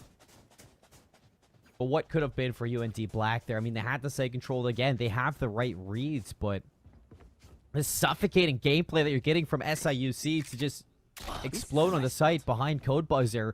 Switching for that raid into the jet has to be one of the best things I've seen so far for SIUC, and this is only the second time I've seen them, Vincent. Now what to do? What do you do if you're UND? You've been struggling big time in these rounds, and some of them have been ecos, and so that's not so big a deal, but it's been fast out towards the V site, often losing in the clutch as well. It's been all three phases of the game that UND have struggled. Maybe this is the turnaround. Bitter to the bone with the opening frag. It's a quick trade, but the A site's gathered up by SIUC. And well, you're re-clearing Hookah. One enemy Striker remaining. loses out on his teammate. A little bit ahead of the gun for the rest of UND Black. No patience for this team to really set up for a retake. And they crumble under the pressure so far that SIUC is applying. We're going to know where Not Dawson is. Lucky Orb's going to swing, take that fight, not allow that KO anywhere close towards that spike. That's 5 rounds in a row that we get from SIUC Maroon. Southern Illinois University of Carbondale. Vincent, they're really stepping up, but I think you're really seeing University of North Dakota falter on so many levels there. Bitter to the bone, finds that opening kill, stuck in a very open position. Nobody there to crossfire, nobody there to back him up. There's so many holes in the setups that we're seeing from UND Black. No really coordination happening so far between this team. I'll keep it a buck. I think that it is Fruity Gecko, and that is the big only key difference. That how often we're seeing that happen. Codebuzzer the one to open the proceedings, but think about it, right? 2 clutch rounds for Fruity Gecko, multi-frags, and 2 more. We're certainly at a very close game otherwise. On top of that, Bitter to the bone this time is going to stay alive. You lose that on players in both sides. Showstopper is going to be let loose. QB going to be felled, but not without losing your life. So again, these trades now for the toxic pick. Spike. Lucky Orb's going to have a shorty. Codebuzzer does go down. Would like to see some ultimates get used, and it looks like Spumps is going to be set up for this orbital strike. And here it is, Raygill chipped down to 50 HP. UND Black now looking to get back on. 3 versus 2. The pit's still active. They have to work together. Spumps with the Molotov. Shorty going to be used. Lucky Orb able to swap things out of the Snakebite. Takes down the Brimstone. Everything up to waves. So disconnected from the rest of the team. Time ticking low. I don't think this one's possible, Vincent. And no, there's not enough time to get it down. Raygale staying alive. Saves the round for SIUC. It's a nasty spot for Raygale to be in as well. So, for those that missed it, Toxic Screen cutting in half the Viper's pit. And so it appears like it's just the Viper's pit, but actually the Toxic Screen right in front. And Raygale, if needed, didn't need it, but she could just put down the Toxic Screen right as soon as the spike gets tapped. Perfectly played in the post plant for SIUC. And a round that UND, they looked very competitive in. This time, though, cut down to size once more. And it seems back over to the B side. SIUC, there's been no slow plays this entire map. They've gone A or gone B, and it's been pretty much that's it. Only 2 sites to pick from. And they've really been dancing throughout this one. The thrifty, the scrappy buy that we've been getting from North Dakota is the best chance we've seen to round win. They've just been winning their fights. Spumps recovers a Vandal. And now looking for round number 3, trying to stem the bleeding, stem this wound that has been opened up. Lucky Orb is taking skulls before falling, but Spumps with a 3K wins out on this very, very fast round. Oh, Vincent, what just happened? That I feel like the round just started. Yeah, again, back to that fast, very momentum-heavy gameplay that we've been seeing from SIUC. Honestly, love what they were doing with that hit. Yeah, it's been quick, but that's been the consistent factor. They even had Fruity Gecko ambitious from the shadows, just teleporting right onto the B site in order to pull some of the attention away from the dashing code buzzer into the site that we've been seeing consistently. And it worked brilliantly right up until Spumps just, you know, wins all the fights, as you mentioned. Maybe that's what UND have needed. Just a heroic play to bring them back into the action. Again, 0 Point doesn't find information. Fruity Gecko taking some bites. But ultimately, there's 2 defenders to deal with, and Fruity Gecko deciding probably not the best fight to be taken. You're at a disadvantage. Code buzzer already on the side to back up. Soon to follow. Nice help from Raygale. Over the shoulder, takes down the KO. Not Dawson. Thought you had to jump onto that chat, but I think, again, they have an idea for the rest of the team. Neural theft. Gonna give away these positions. Now Spump. The tables have turned. Not able to get anything more. SIUC, a little bit of a bump in the road in the past round, but they are smooth sailing through binds. UND Black, on the other hand, they just cannot get anything going. Struggling to stop this aggression. Would you say there was a spump in the road? There's many spumps in the road right now, Vincent. We're going to have to see a couple more of those, actually, if UND just want any sort of realistic comeback opportunity in this map. Currently 3 rounds. And that's not a lot. Going on to the attack side, I think we'd like a couple more. Code buzzer. All the way through. Oh, that's just not fair. And the updraft that is so bold out of Code Buzzer. You see the confidence spewing out of this Jet player. A little overheat. Striker's going to be able to trade this one out. Now clearing back through lamps. I like the teamwork, the slow play, working together to get this one done. Phantom and a Vandal. But chipping away low from this toxic orb. They got to time this one right. And on the other side of the orb, it's going to be the Lucky Orb with the shorty. And trades continuing to ring out from both sides. Finally, Fruity Gecko to find a 2-piece. Puts Striker at the numbers disadvantage. 1 versus 3. Not able to finish the first. And SIUC continue to dominate. I'm really confused at why. So there was a player walking forward into lamps, trying to fight, but was sitting inside the toxic orb, and so was taking decay that whole time. Just chilling in there. So when they went to go fight, they had a shorty on the other side and just got instantly demolished by the Lucky Orb. A little bit of a head scratcher. Yeah. But into the final round of the half, SIUC, they've really not been caught in any of these rounds, really. The fact that one of only 3 victories was a eco round, really, and then outside of that UND, it was the pistol and the follow-up, if I'm not mistaken.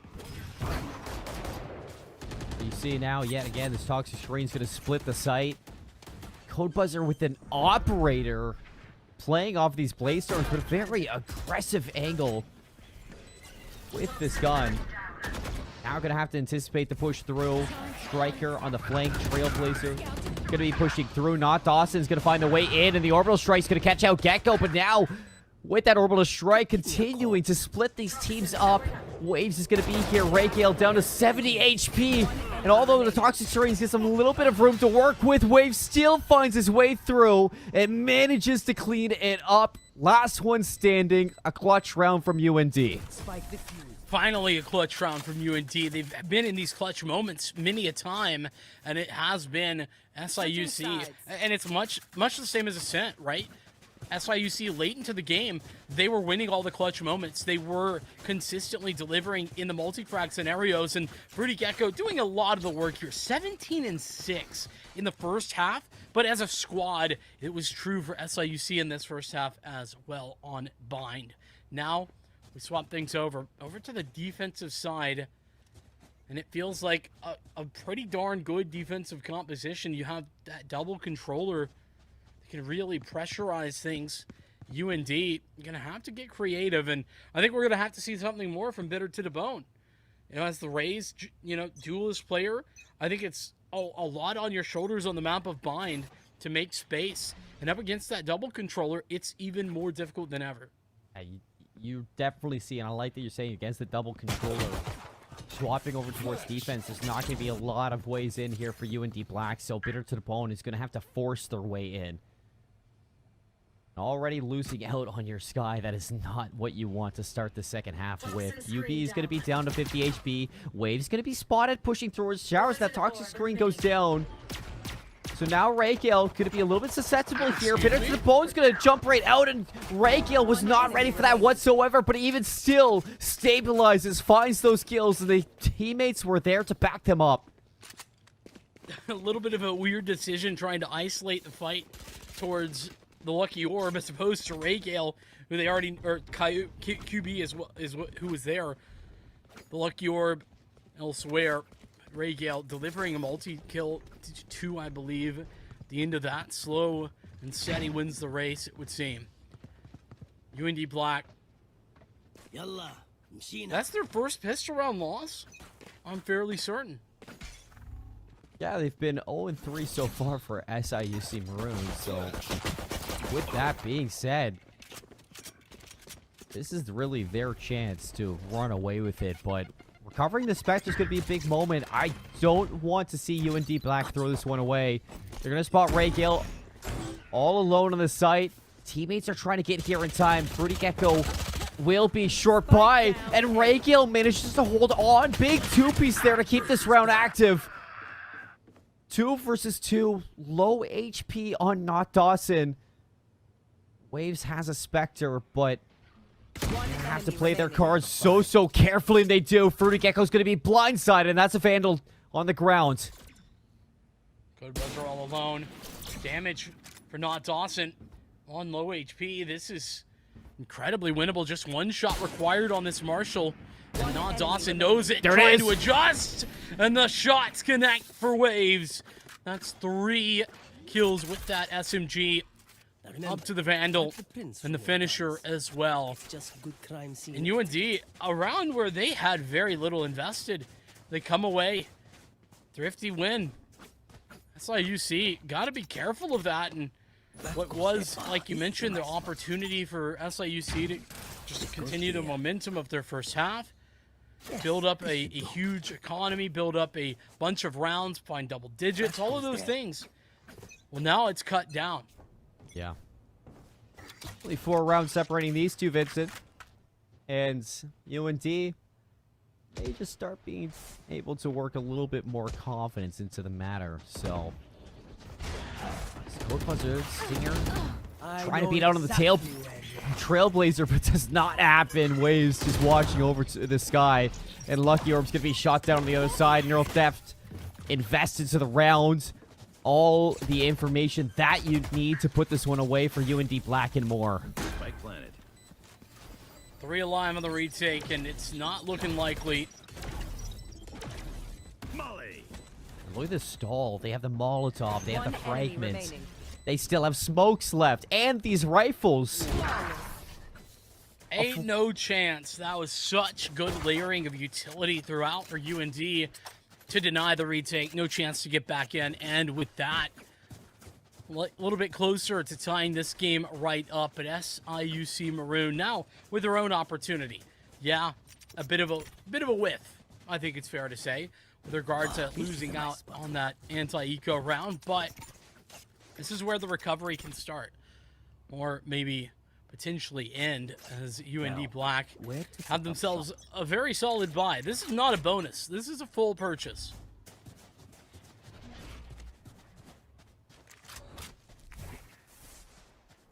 Time to hunt.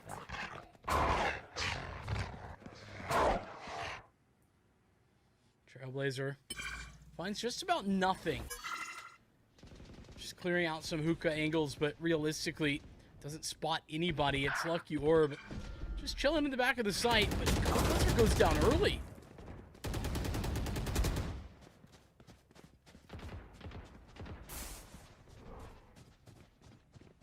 Here. Here. Pretty Gecko, great patience. Just chilling, gathering that information. Here's the audio. Almost certainly that dark cover does go out a little bit late, but the suppression catches 2 on that 0 point. To the bone. Spike planted. Multi-frag required from QB inside of lamps now. Striker flashing through. QB blind. 2 versus 4. Looks like UND has come alive in the second half. And they're still ready to contend for this match, Vincent. Last player standing. Bind is their home, and they are just getting started. 4 players left up. Fruity Gecko's got to be thinking, this Vandal would be lovely in the next round. It most certainly will be, and should get away with it. At least that's the way it seems. UND, what a turnaround. Cannot say, especially after the pistol, that I was expecting this, you know, maybe in a buy round or whatnot, but the way in which this has been turned has been almost on a dime. 3 in a row now. They have taken what seems to be control of this map, this match. SIUC will be trying to get something out, but realistically not too much to work with in this round. The big point of contention is going to be Fruity Gecko on the rifle. Has a Vandal. So eyes on Fruity Gecko, who's been the huge impact player for SIUC. But as I mentioned, as soon as Fruity Gecko is slowing down, that's when UND have made their way back in. So you look towards the Omen to start to punish with this aggression. So cheeky, so bold, and it works out. But Showstopper looking to get the refrag. No satchel, so you can't close this gap. But oh, how is he still alive? 1 HP. That was close. And Bitter and the Bones gonna have no idea for the regress. Cage triggered. But that's the rifle now significantly cut down, and it certainly doesn't matter at this point. UND connecting everything. Code buzzer dashing away. A couple of extra orbs. 1 kill here, and you have Bladestorm next round. But it's not to be. Cutting this lead down to just 1. UND Black. This is their comeback made. Man, I'm surprised with the double controller setup that we do see from SIUC Maroon off the back of that double Sentinel setup that they had on Ascent. I was expecting a little bit more stall presence on their defense, but quite like that double Sentinel that they did run on Ascent, Vincent, I'm not seeing their abilities utilized to the fullest. So you notice that UND Black are almost walking onto these sites very, very easily, and they're not being delayed at all. Can't use that. Context here matters, though, right? UND Black, they have double initiator. They have lots of flash utility to utilize themselves. And I think that we're seeing a lot of that alongside the Raze. It's been, I wouldn't say been crazy, but has been fantastic at taking space. There's Code Buzzer doing jet things, and yeah, this double initiator is now going to have to do a lot of work to fight through these smokes with 2 kills onto UND Black. A refrag from Striker might be nice, but these Seekers are going to give away a heavy setup back over towards this B site, and they know QB's going to be close, tucked away in this corner. They have to check this, right?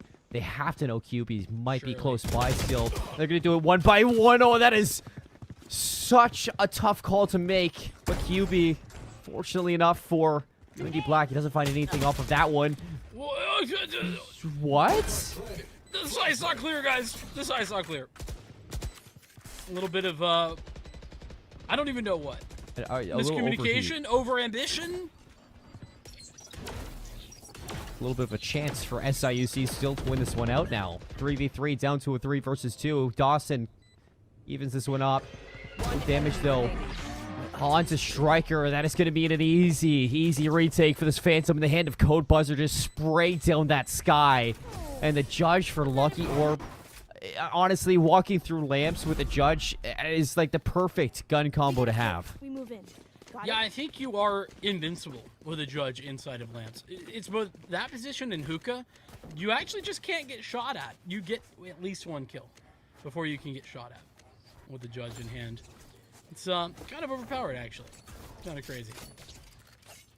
And just kind of going back to the beginning of that round, Code Buzzer, you said doing jet things, and that's very real, but being able to find that opening pick, getting away with it too, making sure not to get refragged early, allows for them to be alive late for that 2-on-2. Absolutely brilliant. And if Fruity Gecko's going to start slowing down, it's going to be something that you have to see for Code Buzzer on this jet to kind of step up and take that initiative. And here we see Fruity Gecko finding that initial kill, so Code Buzzer not needed. Spike Lee to get planted, but they haven't dealt with the players over towards Showers, so Fruity Gecko is just for free able to swing out and take down Not Dawson, stop that spike from getting planted, and stop their chances at taking this A site. In fairness, Zeus Utility put up into position, but it was certainly not effective enough. Over to the Lucky Orb, who's sitting on the back of B site, has this camera in a stalwart for the time being, and the cages go up. Lucky Orb trying to play around this, can very nicely sit in the back on the site. Should be able to get something done, and she absolutely does. Spike 3 planted. survive. Orbital Strike still available for Spumps. They're going to know this one. Spumps just needs to live. Orbital Strike's going to be dropped to get that space. Lucky Orb has to back up. Time going to be draining. And I like this. Both players just going to disengage for this one to go right back in, but Spumps for the 1 versus 1 for the ace as well. The Brimstone stepping up for UND Black and continuing to keep them alive inside Bind. Great work in that clutch moment from Spumps, and specifically playing around. By the way, Code Buzzer puts up the Cloudburst, and that just gives Spumps that little bit of cover that they need to isolate the duel. Spumps dancing right behind the boxes in hookah and utilizing that utility that comes out from the opposition to the best of their ability. A round that Fruity Gecko put together an opening pick, denied the spike plant immediately at A, and a loss still to come. Where UND Black in the clutch come away. The fact that you still have a side smoke too, just to block off that one player. Time to hunt. Down to the next round. Code Buzzer has been a little bit hit or miss with these knives. So there we see the aggression not paying off for SIUC and UND Black. Are they going to just use this to overrun the site? No, they're going to opt to TP down over towards A, and Fruity Gecko's going to be the only one anywhere remotely close to stop this. They got the neural theft, gave information that there was 3 currently over at B, and Fruity Gecko, I think the only one with a real rifle this round, can line them up 1 and 2. More to come. Those cages can be deadly as Waves walks right around the corner. No audio cues to be given away. QB is nowhere close to this. So we go even, Vincent, here on Bind. 10-10. Double digits for both teams are going to be acquired. And you're starting to see, at a fundamental basis for both of these teams, the individuals really starting to step up and carry. I think for UND Black, Spumps getting that ace kind of breathed of life, or a breath of fresh air for them going into these next rounds. You see Waves using those cages in this one to really, push the issue over towards Fruity Gecko. They're doing a good job at isolating these players and taking some really strong gunfights, even when they're in an unfortunate scenario. So really heads up plays for these players, noticing when they can really take things into their own initiative. On the other side of that, right? You just mentioned Code Buzzer maybe not quite getting those moments right. Where taking some initiative has worked out in some rounds, has given up an opening pick in others, that last round being one of them, the Bladestorm not working to the fullest of potential. I will SIUC running out of rounds. Running out of rounds in order to solidify their position after a phenomenal first half. By no means a negative here for Fruity Gecko, but talk about a bit of a letdown in the second half comparatively. It's been a pretty significant one. Who's going to separate these two? Vincent. Because where SIUC, they started hot in their attack. Their defense has been quite flat so far. Now with the Sheriff's Lucky Orb, what a shot there to get the one. Codebuster might be blind, but so is the rest of the team. So it's going to be down to the very last wire to find these kills. Lucky Orb with the Vandal now all the way stuck in the back. Continues to trade out. And yeah, the flank coming out from Waves might be putting Lucky Orb in a really bad spot. Flanks on both sides. Fruity Gecko with the Spectre drops that spike. One enemy remaining. Blinding. And Waves is going to be all alone. Paranoia out for Fruity Gecko. Waves is not going to be ready for it.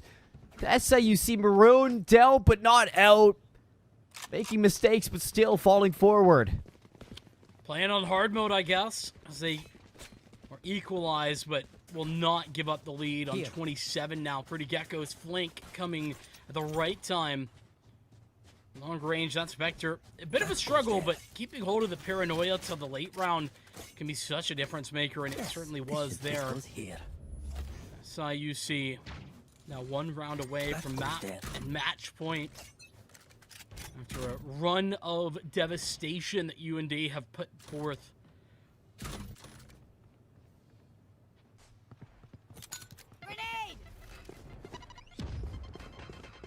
Girl Theft for UND Black. Viper's Pit for SIUC Maroon. And 20 to play with towards this one. Just getting into the thick of it. Fruity Gecko's going to have a very aggressive off angle. Nobody here to really help him out, but that's going to help with a Marshall kill on the Bitter to the bone. All focus onto the site. Fruity Gecko's going to be able to find a third one in the round for the team.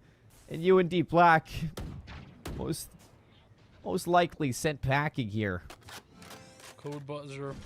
Some Marshall madness taking over. Not Dawson, though.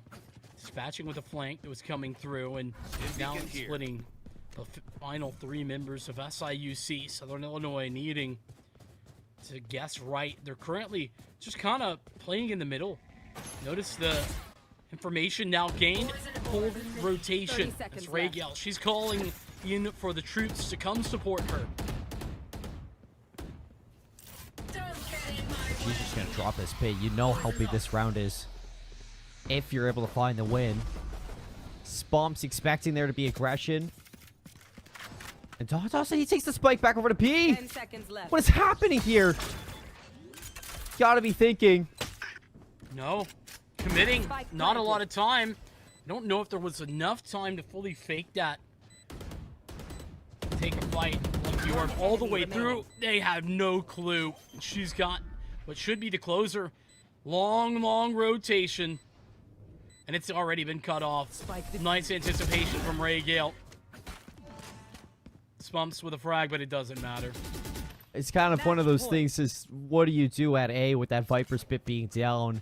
You don't know exactly where SIUC is, and you have that chance to TP over, get the spike planted, and maybe fight your way out of it, but in a 1 versus 3 with how far disconnected Spumps was from that, it is a very, very kind of hit or miss strategy for that win. A Hail Mary chance for Waves. Or for Not Dawson. And that's going to be SIUC pushing up to 12 points here on Binds. Match points going to be acquired. Looking to walk away with yet another 2-0 week. One round from it. Putting it, the final touches on it, maybe, but Bitter to the bone. Here to deny. Flank coming through, and the timing from Waves was perfection to dispatch with Raygale inside of Showers. Looks like the full round count required UND can hold on to the. What? Code Buzzer dodging on the flash. Perfectly played and clearing them out. It's all even, CMoore. No way. The mechanics might be bailing them out, but Waves has an angle. Code Buzzer gets shut down, and suddenly that aggression gone for SIUC. Bitter to the bone's going to follow up, and Waves gets their third, so we're not done, Vincent. We're going all the way here. 11 rounds for UND Black. They want to stay alive in this series. If they want to see Haven, it has to be overtime. The money's so terrible for SIUC. They ain't got nothing. Lucky Orb's got an Odin. That's great, but everybody else is hoping and praying to get even a rifle out. The best they got is a Bulldog. Code Buzzer will get all of the utility, the abilities, and we'll go with the blades. I've got your trail. Talked about Code Buzzer. Some hot and cold moments. We need all the heat right now. Seeker's going to give away a lot of info to the setup at A. Spawn still continuing to push through. Fruity Gecko managing to find a kill. Is he going to stop this one? Showstopper now right into the snake bite. Showstopper does not get the kill, but Spumps following up with it. Bitter to the bone with the rifle in hand now.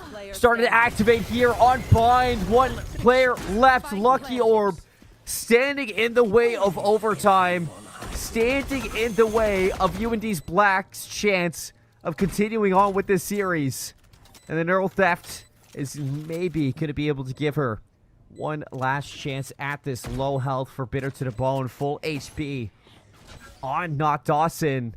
And the flash drive is going to connect onto the Cyphers. That's going to delay this even more, Vincent. There's no way this is going to happen. The time is continuing to go down. All you need to do is play off this KO's contact, and you don't even need that. We're going to overtime. It's a fantastic round from every point of view for UND. Taking the space at Showers initially, winning that trade frag on Fruity Gecko, and then from there, remember that double shower setup has been something that's worked pretty well for SIUC, but they've been playing it a lot. It's been anticipated now for UND, and they had the perfect idea on how to deal with it. That goes there. Overtime required, but still not over. SIUC gonna feel probably hard done by in the fact that they couldn't close it in regulation, but Fruity Gecko on a warpath, 29-15, which will not be allowing this loss to go through easily. Blinded. And it is going to be a killer if you do. He is spotted off of this one, and Striker just right behind that. Lovely play to push through Showers. That spike down and 2 kills. SIUC stunned at the gates. Denied entry towards Showers, and now they have to go clear once more just to collect this. I love the call for the Seekers. It's the cherry on top of this round. Bone just continuing to win fights. Great trades from Fruity Gecko, but is it too little too late? A full health bar, though, and full shields as well. With Full utility. Yeah, a load of util, too. I mean, maybe, just maybe this could go his way. Find a It's kill a big with ask. 42 seconds. You get that from the shadows. You draw them over towards A. You maybe TP off, but Waves is still very apparent that there might be a chance at the rotation. He's still all the way at B. And here's the from the shadows. On the inside, gonna shut that down and deny it, so it has to be A. No way around it. Waves is reaching to go back over there. Spumps low in HP. And Fruity Gecko, maybe a chance to make it a 1v1, but Spump stays alive, and UND, they pull things back now, leading in Bind on overtime. I saw the stars aligning there, though. To be honest, there was a real chance, non-zero chance at a 1v4, but it does indeed get denied. And UND enjoying their first Stay in range of my stim of these beacon. match We'll mow points. them down. Second overtime, not out of the realm of possibility. SIUC defensively finding a lot of success.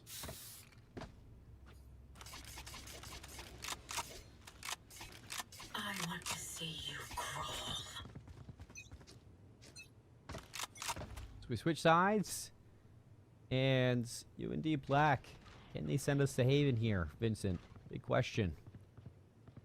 If Fruity Gecko is going to post up inside of Gardens, Codebuster not too far behind, but it was a solo dolo mission for this Omen. Trailblazer's going to clear him out, so Fruity Gecko has to escape from this one with their life. 3 players are here, and Lucky Orb has an Odin, so she is ready to do so much damage with this one-way. Oh, no it's way! Not just the one way. It's the no way from Lucky Orb. I said no way there's you getting on site right now. Absolutely not. Oh, that's Spike devastating. QB as the toxic screen falls. Catches the spike carrier. So sneaky. One Waves, enemy do you remaining. have an idea that QB's going to be this close? Well, going to be caught in the tripwire, and yeah, they are spraying him down, so not much to do here if your Waves on 2 HP other than to get ready for the next round, so 30 seconds. Yeah. Next round. Next overtime. We're going double. 15 all. And SIUC Switching finding sides. their way through. Overtime. Just some fantastic finds. Lucky Orb. She dominated from that site, the Odin in hand.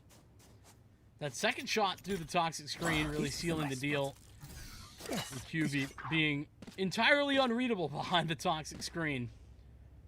Leading to another round. SIUC back on attack. And they're thinking about a fast A take. This is good call. The shower's aggression has been consistent from UND. Toxins going up. Launching smoke. toxic screen to block off that whole site. Really separates this team. Striker's going to find a kill out of shower, so that's going to give control of this attacker spawn. Forces SIUE to maybe push the other way.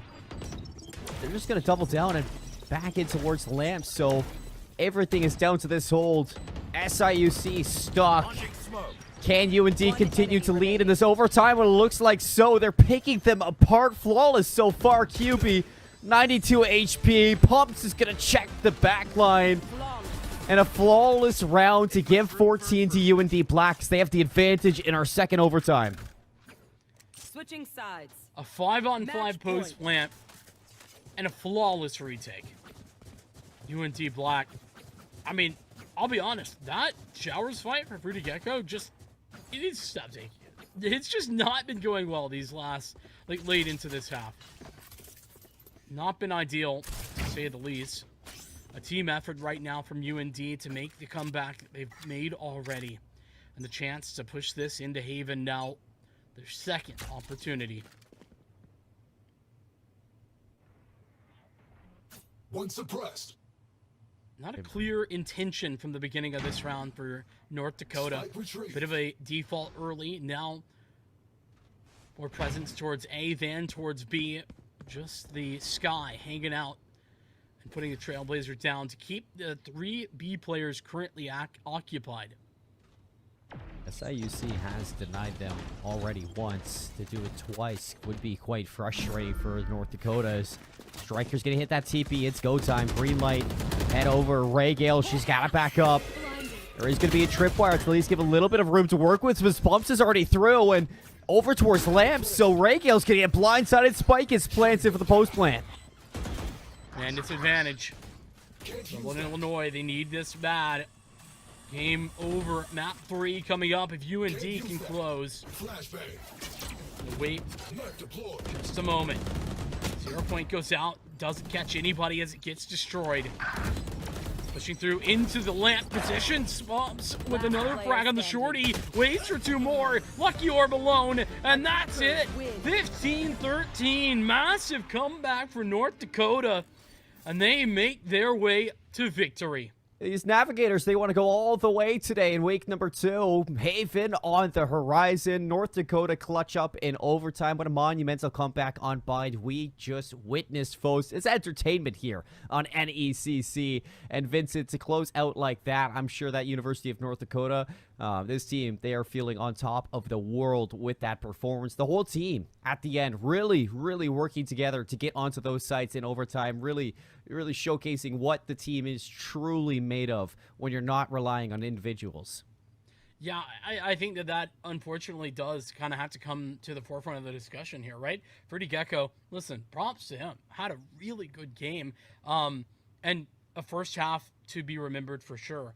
But unfortunately, that half ends and, suddenly isn't having the best of the second half, and nobody else is taking those reins. You got to have that second, third star power available to jump in whenever, it's not reasonable for somebody to drop 20 frags a half. That doesn't happen all the time. And, well, SIUC didn't have anybody taking those reins over when it was going to fall off. And UND, they did, and they were consistent about it. They were constantly having those connections, and it didn't seem like there was any shenanigans, no clutch factor even required. Not like we saw on Ascent for sure. We saw some big moments towards the end from other supporting cast, Ray Gale and the Viper Spit. The Viper was providing a lot for, SIUC. But, like you said, that clutch factor just wasn't as present on Bind as it was back on Ascent. And you really started to see UND really work their way onto site together. Plenty of flawless rounds for UND. So I think that really shows how good they are together on these sites and how well they were at shutting down that double controller setup. You mentioned earlier that the double initiators were almost kind of providing that weakness towards the double controller setup for that attacking side, and we really were getting the best out of those double initiators towards the end. That we were. I mean, I felt like consistently we were seeing guiding lights, we were seeing flash drives coming through that were having really high impact, and, well, apparently, things working out not only because of that, but some of the individual skill, and the trade fragging as well was really good whenever there was a need for it, though honestly it wasn't even needed in a lot of those cases. And with that being Bind over, University of North Dakota taking it, Vincent, that is going to lead us to Haven coming up next. Before we throw it to a break, anything that you're expecting as we head to this third map? Honestly, don't know what to expect. SIUC, they're gonna have to bring it back. That's the reality.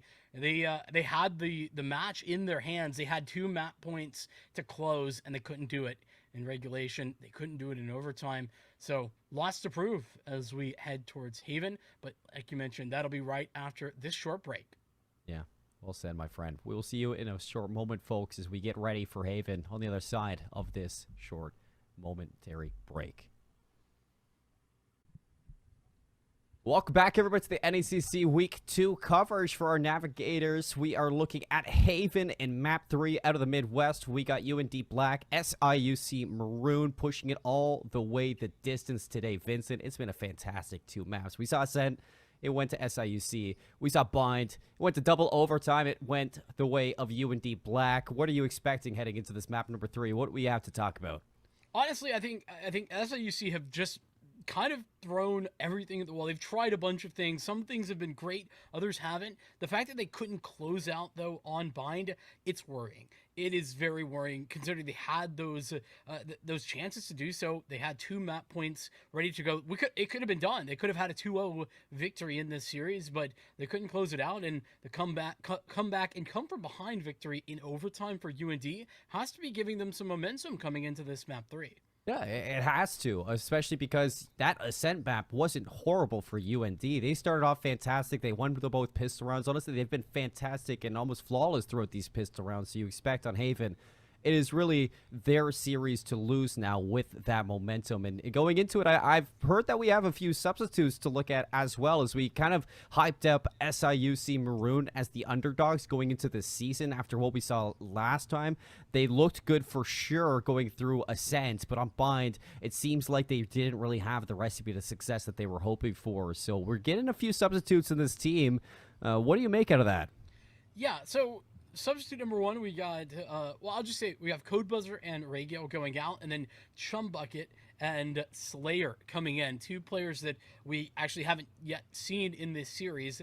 And I think Regiel and Codebuzzer going out, I don't feel like either of them were playing poorly. Regiel wasn't playing badly individually, I don't feel. Codebuzzer certainly was like the it factor in a lot of those rounds outside of Fruity Gecko. Like Fruity Gecko was certainly like the star power, but if there was a second star coming in, it was Codebuzzer. To see them subbed out is a little surprising to me, and I'm very curious to see how these 2 subs play coming into Haven, if that may mean just like a very specific specialized composition, or if it's maybe subbing in some more firepower. I don't know. It's a big change to make going into the 3rd map, I feel, having 2 new players just thrown into the mix. If there's anything, in my mind, this has to be a Haven special for the team going into the decider, Vincent, because in the past throughout SIUC, from what we've been talking today, it's been a lot of individual play, not a lot of teamwork being shown. They had the double sentinel composition on Ascent. The abilities weren't the forefront. It was those individual clutch factors that we were highlighting. The double controllers on Bind were almost a non-factor and almost shut down constantly by the side of UND Black. So you look at these 2 players coming into the team to hopefully unify them, showcase just what this team might be made of, and I hope that they make that difference for SIUC, because that has to be a killer, losing out on that Binds. Yeah, I think that they certainly were in position to win, and they flubbed it a little bit.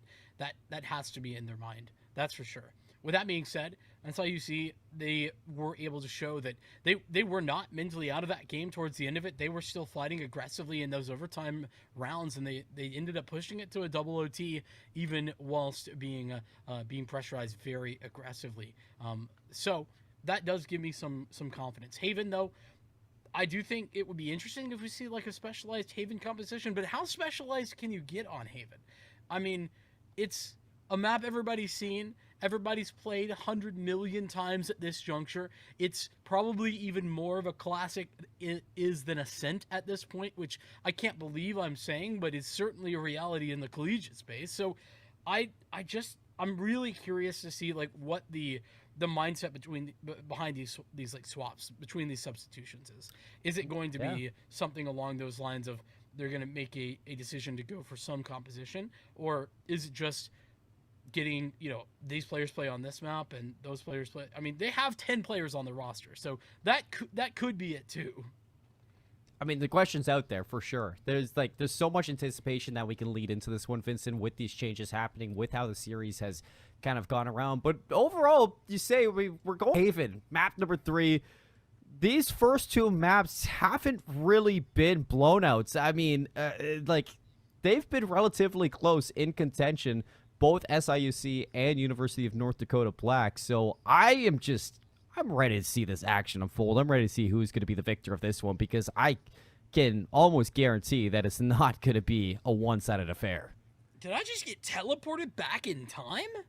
What just happened here? We got a fade coming out, and there's a Reyna on the board. I mean, we know love why it. Fruity Gecko's on the Reyna. We know 27 frags in the first map, 32 or 33 in the second. This guy's ready to rumble, has been dominating all day when it comes to the aim duels, and that Reyna's going to allow that to continue to be the case. But the fade? We're not stuck in the meta from, I don't know, what, a whole year ago? Look, they're cooking something. They're cooking something with the fade, and I love it. I'm a big fade enjoyer, so here we go. Pistol round's going to be out and about. Spike already going down over towards B. The fragment, the Molotov cube, he barely gets out. Almost turns it into a kill, but Spumps with the shutdown. And now for the retake. Careful. Possibilities abounding, but UND, they're already all over this site. Key frag to be had, and Fruity Gecko on the flank, denying the diffuser and more. Where's the comms? Where's the communication? They're just running through. Fruity Gecko now with the overheal. Spumps so low on HP. This could be a round 1 ace, and it will be. The Reyna, Fruity Gecko off of the controller into the duelist and into the hearts of their enemies. Listen, Fruity Gecko been playing like a duelist from the beginning, and it might as well be here at the end with this composition. By the way, you asked double controller, will it stay? The answer is yes. But that's not That's not the main point that we could talk about. I also failed to mention, because there was too much to talk about, that we are seeing a Phoenix, which it leaves you with, like, not a bad taste, but it's just like drinking water that's, like, lukewarm. That's what I'm doing right now. It's just kind of like, whatever. You know, it's fine, but it's not amazing. Another just straight up spike plants on B. Like, what the heck is happening? And not Dawson's going to be the one to fall. Bumps is still yet to be really challenged here, but as these players walk on in, now they're going to fall one by one. A flawless round from SIUC. They find the pistol. That's their second pistol that we've seen so far throughout this series, and we are 3 maps in. So this is a fantastic start from SIUC Maroon. I am right there with you. Bitter to the Bone, who had a less than desirable performance on the Rays, swapping over towards the Phoenix. I'm a little bit worried about this. Okay. Let me back you up, Larry. All right, just a little bit. Bitter to the Bone. Yeah, half number 1 wasn't great on Bind. Half number 2 did their job very well, in my opinion. It wasn't like flashy. It wasn't like Fruity Gecko, but they did their job very well. They took space incredibly. I feel like with the Phoenix, you have to be flashy. A little bit. Maybe that's just a gear we haven't yet seen. It's like 4th gear. That's a great chance Launching smoke. for a 3rd round here. That's a rifle going to be acquired too, I'm sure. Now the retake off of it. Bitter to the Bone, leading them in. Flash right around the corner. It should have caught Slayer, and it did. Bitter still continuing to push forward with Spumps behind Waves alongside him. UND Black, they've put the recipe together. They figured it out. They got lineups. They do. Lucky Orb delivering the first. Clutch potential is here. Blast drive missing, but it is still going to be good enough. Spumps diffusing in the meantime whilst Dawson was taking that fight. Decision-making wise there for UND, that's a little bit of a difficult decision to make, whether to double swing that or to go for the diffuse. But that could have been very scary if not Dawson doesn't win that fight. Isolating 1v1 duels there, the Lucky Orb had a real chance at the 1v3. But well, I think the main takeaway from that round is Bitter to the Bone on this Phoenix. The aggression that we saw from Spumps behind them, the follow-up to this duelist, that's what you want to see. That's the power of Phoenix on this one, because it's hard to react to a Phoenix flash. And you saw right there that SIUC, you know, I think Slayer in particular just struggled in really anticipating the pacing of that retake. Or at least 0 Point out mid doesn't find any information, and a little bit of a more passive SIUC approach. Were really confident in those first 3 rounds, incredibly so. I mean, we were seeing the spike planted to B on the anti-eco in like actually 10 seconds or less. This time, they'll chill for a little bit. Slayer walked all the way into garage and didn't set off any of those nanoswarms, so that's really good patience coming out from Waves, who's now going to even make it even better.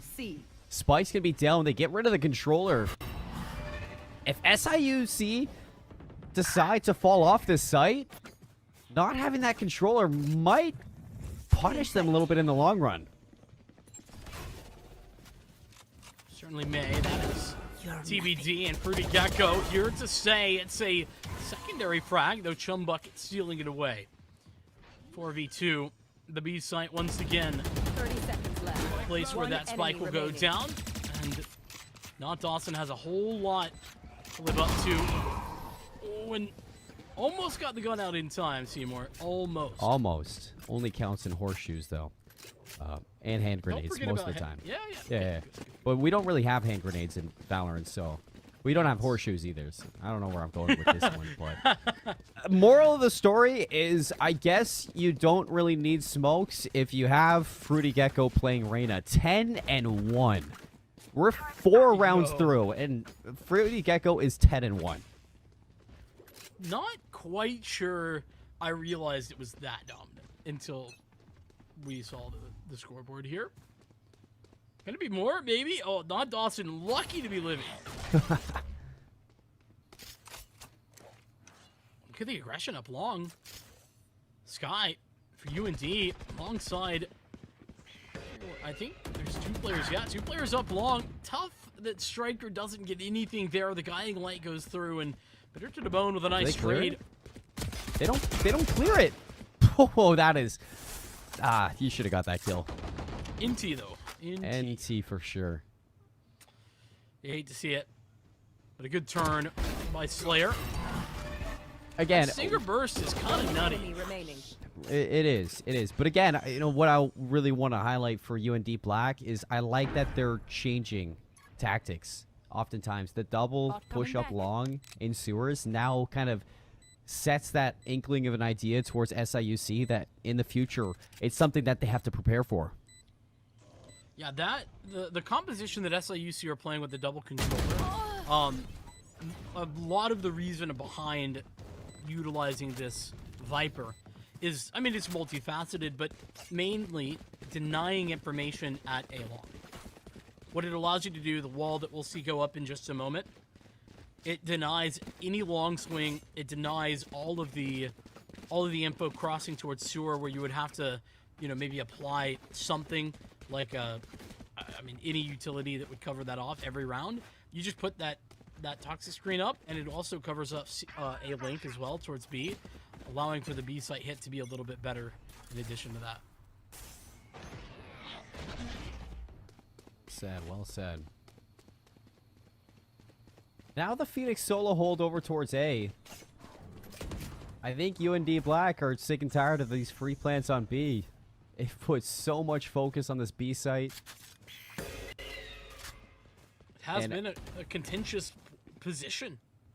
Yeah, but SIUC now, they kind of just living rent-free in their heads. They can do whatever they please around the map and slowly burn their way into these sites. That's awesome. A lot of shots, and, well, I guess that B site hold not so great in this case. Oh. The information gained off the back of the fade, but it's still 2 coming the other way. UND staying alive here in the 3-on-3. Bitter to the bone, kills out Fruity Gecko, and Waves has a flank here, and undetected. SIUC trapped on every single angle, expecting their Reyna to walk away with that engagement over towards A, set up a flank of their own. As soon as it is gone, a little taste of your own medicine there from UND Black. Finally able to get something going. 2 rounds lost in a row after picking up the bonus. There's a lot of ultimates. Look at this. They got the run it back. They've got the Seekers. Possibilities abound here. And not Dawson, not very far from a null command as well. Not gonna see the run it back immediately, but it's solo towards sewer right now for that duelist. Waves catching some information out long, and in the meantime, Garage being controlled by the attackers. Oh, QB lucky to live through that one. Seekers might be able to finish the job. And unfortunately for Striker, not able to get rid of that blinds. It's the run it back, allowing Striker to re-engage into that one. Raves with another double kill elsewhere, securing almost this round. So only one more player left alive on site. It's QB with 16 Last player HP, being standing. quiet as a church mouse, but everybody's rotated off. Everybody's rotated away. I have no idea that QB is here. Oh, Waves heard it. Spike planted. Plan's gonna go down, and Ants go marching back to the site. QB caught with the smoke in hand. Waves, 3 kills there. 3 rounds for UND. Waves just great patience on the C site. Dealing with that push, one after another as they come in. Got the early info as well. That's exactly what you need to be doing as a Sentinel. Info gathering whilst also still being alive. You can't be giving up that opening pick. And so we are nearly tied. Not quite there yet. But it's, well, not quite as likely. I thought SIUC would be a little bit more poor than they currently are. But they're doing all right. Pretty Gecko can buy up QB, and that will be a full purchase being made.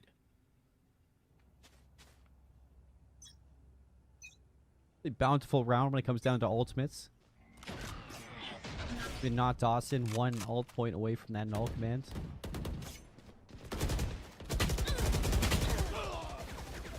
QB just stays at 1 HP. Yeah, it's kind of tough living at the low health life, but notice as well that UND, they've entirely given up trying to get info early at A long.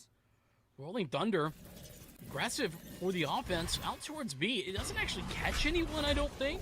Lee waves on the flank though. Fruity Gecko luckily sweeps it under the rug. That could have been detrimental to the whole round, and now it's not Dawson. Shern lines up the first one, almost transitions over towards Fruity Gecko, but that opens up a lane over towards C, and they know that Striker has to rush to maybe save this round, but Striker only has 4 HP. Striker gonna commit out in the No open. way. 4 HP seemingly enough to take those fights, with the Viper's Pit gonna make life miserable for the retaking UND. Half They the don't orbital have- strike. They don't have a Sova or anything. Yeah, that orbital, well, that's a huge area of effect. Remaining.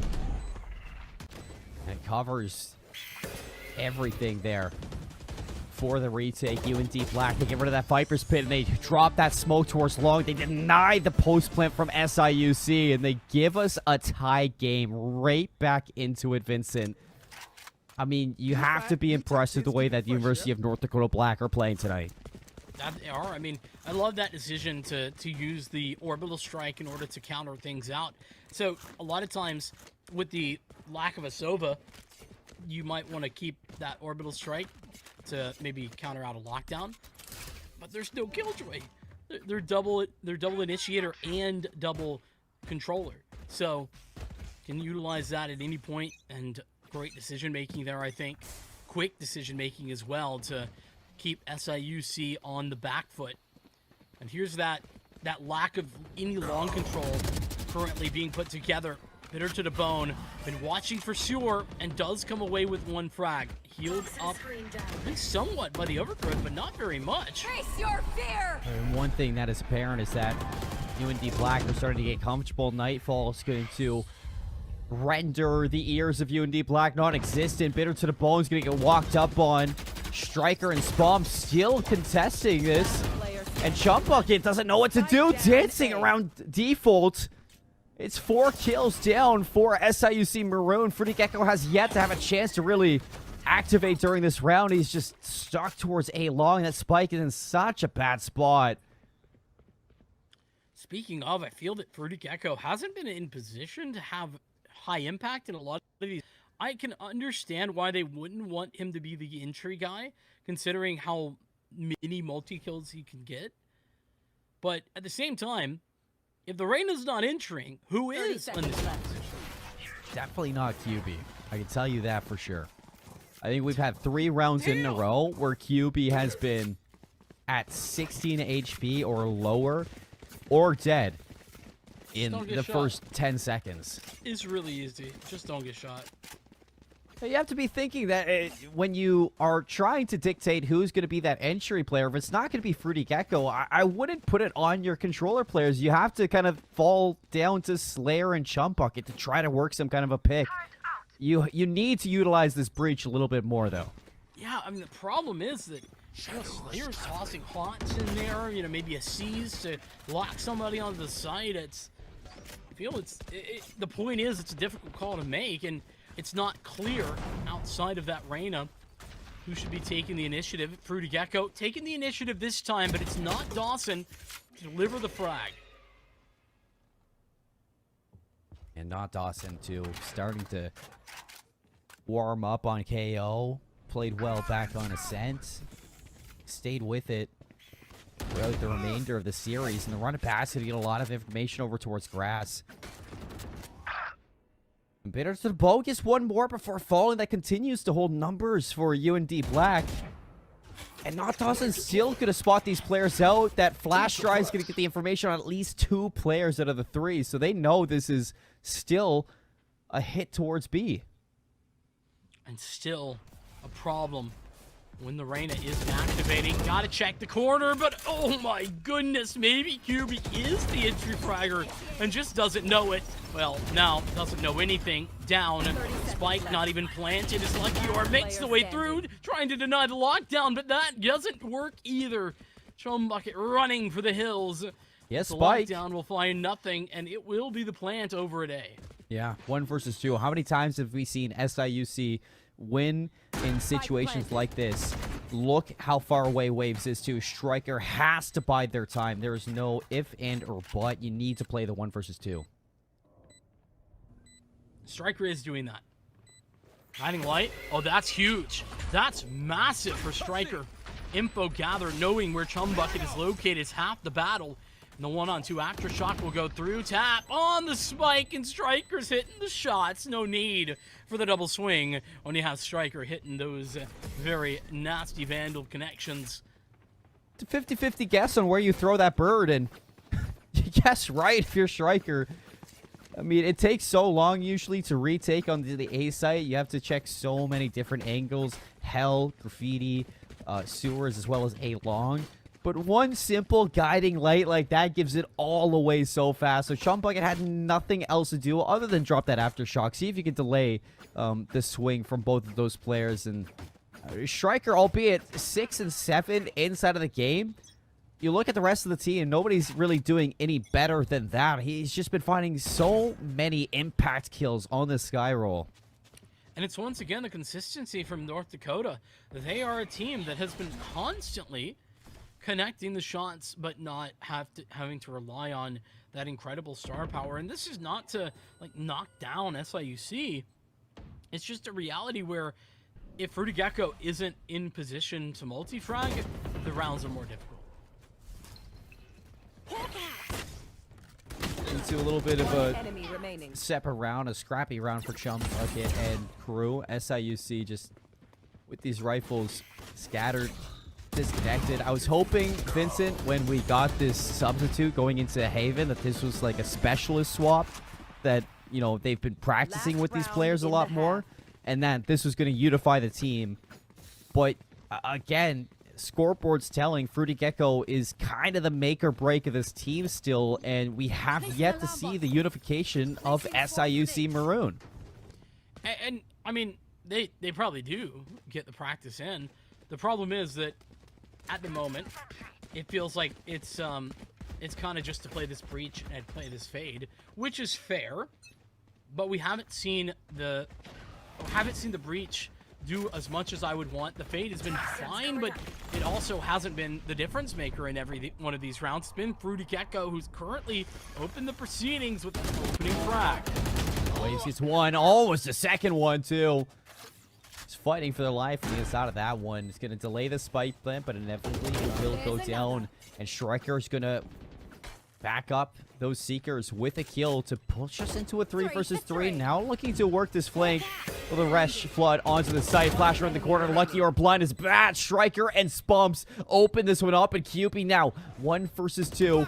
Bitter to the bone, set up for the flash one out. QB's gonna get shot in the back, and that is it. The end of the half. UND Black leading by a total of 4 as they sit 8-4 on the leaderboard. UND, this is the first half of play in these 3 maps. They've had a lead at halftime. Tied up Switching on sides. Ascent, down by this margin on Bind, but now up by 4 after a phenomenal 7-round streak. Uninterrupted. 4-1 SIUC. They had a massive opening. And again, I feel like it's unfair to put this amount of pressure and to put this expectation on Fruity Gecko. But remember, 11-1, right? Started out? I think it was like 10-1, 11-1, yeah. Something 15 like and that. 8 is that's not a good, that's like what, 4 and 7 turnarounds is I mean, after the opening that we saw, and after the last 2 maps, unfortunately, you know, you start to expect that every time, but bitter to the bone, gonna be there to deliver, and it's Fruity Gecko to fall. yeah, yet again. You live by the Reyna, you die by the Reyna sometimes, Vincent. And here, Slayer stuck in a bad spot. Luckily for Slayer, you have a little bit of back up Lucky Orb from the heavens, allowing his Fade to stay alive. 3 kills out of your Viper. She steps up the Lucky Orb. Back on Ascent, a game changer. And here on Haven, looking to be that again. Toxins going up. A much-needed pistol round back in business for SIUC. And they'll at least get some wiggle room at the beginning of this half to get back on and get back rolling. This Viper utility, by the way, certainly a critical part of the attack that ended up being... It was massive. It did its job. Lucky Orb was doing all the right things. It just didn't give them the victories. Now onto the defense. Just a little bit more of that controller utility to contend with. And an old school wall put up into place, cutting off the entrances to A as well as to B. Very standard setup, I'd say, for this composition of SIUC Maroon. Like People that. like this wall again? This toxic screen? I guess so. What? What? Waves going down to the aftershock. Where was that? That was mid? I'm a little confused at how that happened, but okay. Well, now you're going to be in a bad spot over towards C as you're looking to get the spike down. Fruity Gecko working this feint. Spumps on the close angle. Wins it out with the classic. And at the reward, a Spectre now in the hands of this Brimstone still. SIUC not going to give up. Spumps low in HP and Lucky Orb once again collecting kills. 3 kills in the round out of the Lucky Orb as she's continuing to step up for SIUC inside of Haven. 7 frags for the Lucky Orb in the last 2 rounds alone. Equalizing the kill count there for the Gecko. Could have been a very scary round. UND get the spike down almost for free. They had so much control, but the duels for Lucky Orb too powerful. As we get the first gun round out. It's a very bonusy round. There isn't a single rifle to be had for UND or for SIUC.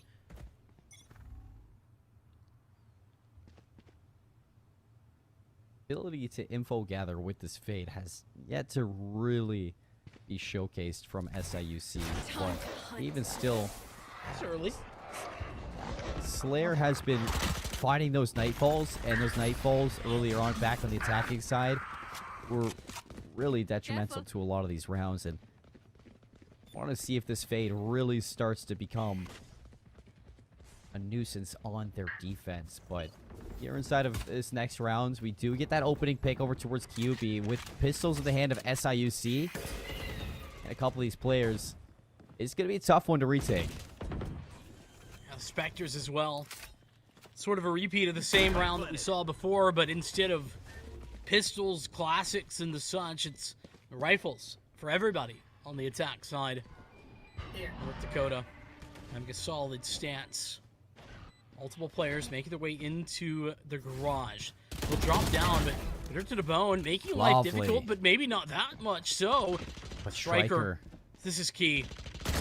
Is Vandal, Lucky Orb, no idea.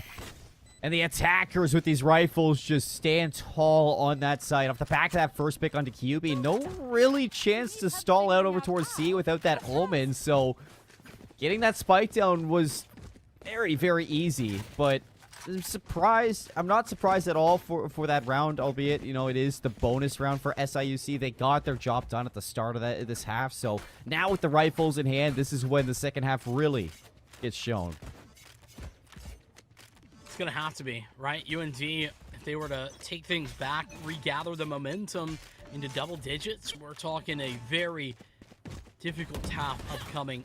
But maybe the difficulties are over if Fruity Gecko can continue what we just saw. Early shots connecting. And bitter to the bone on the other side of sewer. Not swinging just yet. Well, call me a liar because he certainly does. You're a liar. Thanks. Cutting their vision. 2 opening picks, CMoore. this is what we have come to expect because these rounds, Fruity Gecko makes it look so easy. And quite like Waves and Bitter to the Spike bone down back mid. on, the defense of UND Black, you expect the Reyna to start to get aggressive through these lanes. So here we see Fruity Gecko really, making the best out of it. And not going to stop there, too. Waves and Spumps are still fighting their way back into this Oh, round. no. It's all down to 2. Well, they hear Slayer it and Fruity Gecko working this flank through A long around the corner. The Prowler are going to get one, but now Waves, one of the clutch players here, versus one of the new kids off the bench. Waves going to get caught by that Haunt. Slayer backed up from the Nano 30 Swarm. seconds left. Spike's going to be acquired, and Waves just wants to run. Get the hell out of there. Ain't no reason not to. And the bot out to give the information. Destroyed. Turret gets taken out. The alarm bot and the Nano Swarm set down into place. This is absolutely massive for Waves. Clutch has been key in both the previous maps. And Slayer, not the best of performances up till this point on this map. Needs to deliver for his team, but terrified, it seems, of taking this approach. Yeah, waiting for that Haunt. Waves is going to just be big chilling over towards A-Link. As soon as you spot this, you don't even spot this. Slayer is burning so much time, but the alarm bot's going to give it up, and the Nano Swarms, I mean, this is Waves' round. Slayer has no idea, and Waves, the junior out of UND, clutching up for the squad, giving them double digits back into a 4-round gap. Paralyzed was Slayer in that moment. It felt, yes, waiting on the Haunt, but it's a 1v1. CMoore, the spike is planted. You can't be waiting for those abilities to come back online. As important as they may seem, nothing was being cleared in that meantime. Had no idea C-Link, A-Link could have been back gone for all he knew. You just got to trust your gun at that point. I agree with you, Vincent. The confidence was not shown there from Slayer. Like you said, not having the best of games so far. As it looks like it's green light to go over towards A. The lineup was there for the Tremor onto 4 players for UND Black. It stalled them out for a moment, but this lockdown is still going to be placed over towards A. There is a gap over towards Heaven. Chum Bucket is barely just waiting this one out, and no way. Fruity Gecko finds a kill and a gun. Fast flank activated by Fruity Gecko here. Oh, but spotted out. Tagged Ugh. down and in some trouble. Empress, but no more. 3 survive for North Dakota. Needs to fight his way out, but not Dawson. Can't do it. There is the Molly and there is the ultimate here. You just gotta go at this point if you're SIUC. You don't want to give this chance for the ultimate to get used. And here it is. The orbital strike's gonna be dropped. Waves does fall, but I think this should be it. Spum's still living, and the Viper Spit's gonna be called. Chumbuck is just gonna stick this one out, and Lucky are playing that front line. She big brains it. She gives that gap. She gives the chance for the defuse. What a heads-up call from the Lucky Orb. I mean, it's an expensive investment, but a round win is a round win, and if it works, it works. Maybe not the play I would have decided, but I am down for the win. That's why UC certainly should be. They are very much in need of it. I mean, at some point, you just got to be thinking whatever it takes, Vincent. Exactly, right? You're down a couple of rounds, and like I said, an expensive decision, but one that very much works out in your favor. Over towards B, Chum Bucket falls. And that is a big gap now in the play. Larbot should be catching Fruity Gecko out. It will. Around the corner is going to be Spumps, but you can't dry peek that. No flash out. And now Garage Presence is going to be shown. Forces the Lucky Orb out of there. I mean, to be fair, Brimstone, what flashes do you have? But certainly had no support.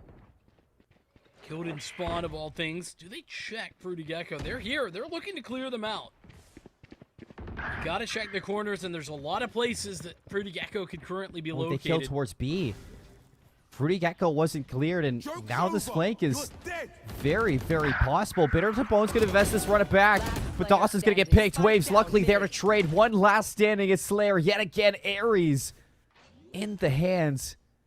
We've seen this player 5 show the most confidence, but the spike's going to be planted right for the fade, so a chance going to be given. Flash out for Bitter to the bone. Slayer's going to get full blinded from it. And 11 rounds gathered from UND Black, only 2 away from taking this series. Fruity Gecko, again, just in perfect location. Played it actually to perfection, I think. Did everything correct. But UND rooting around him. Ensuring nobody could get into position fast enough.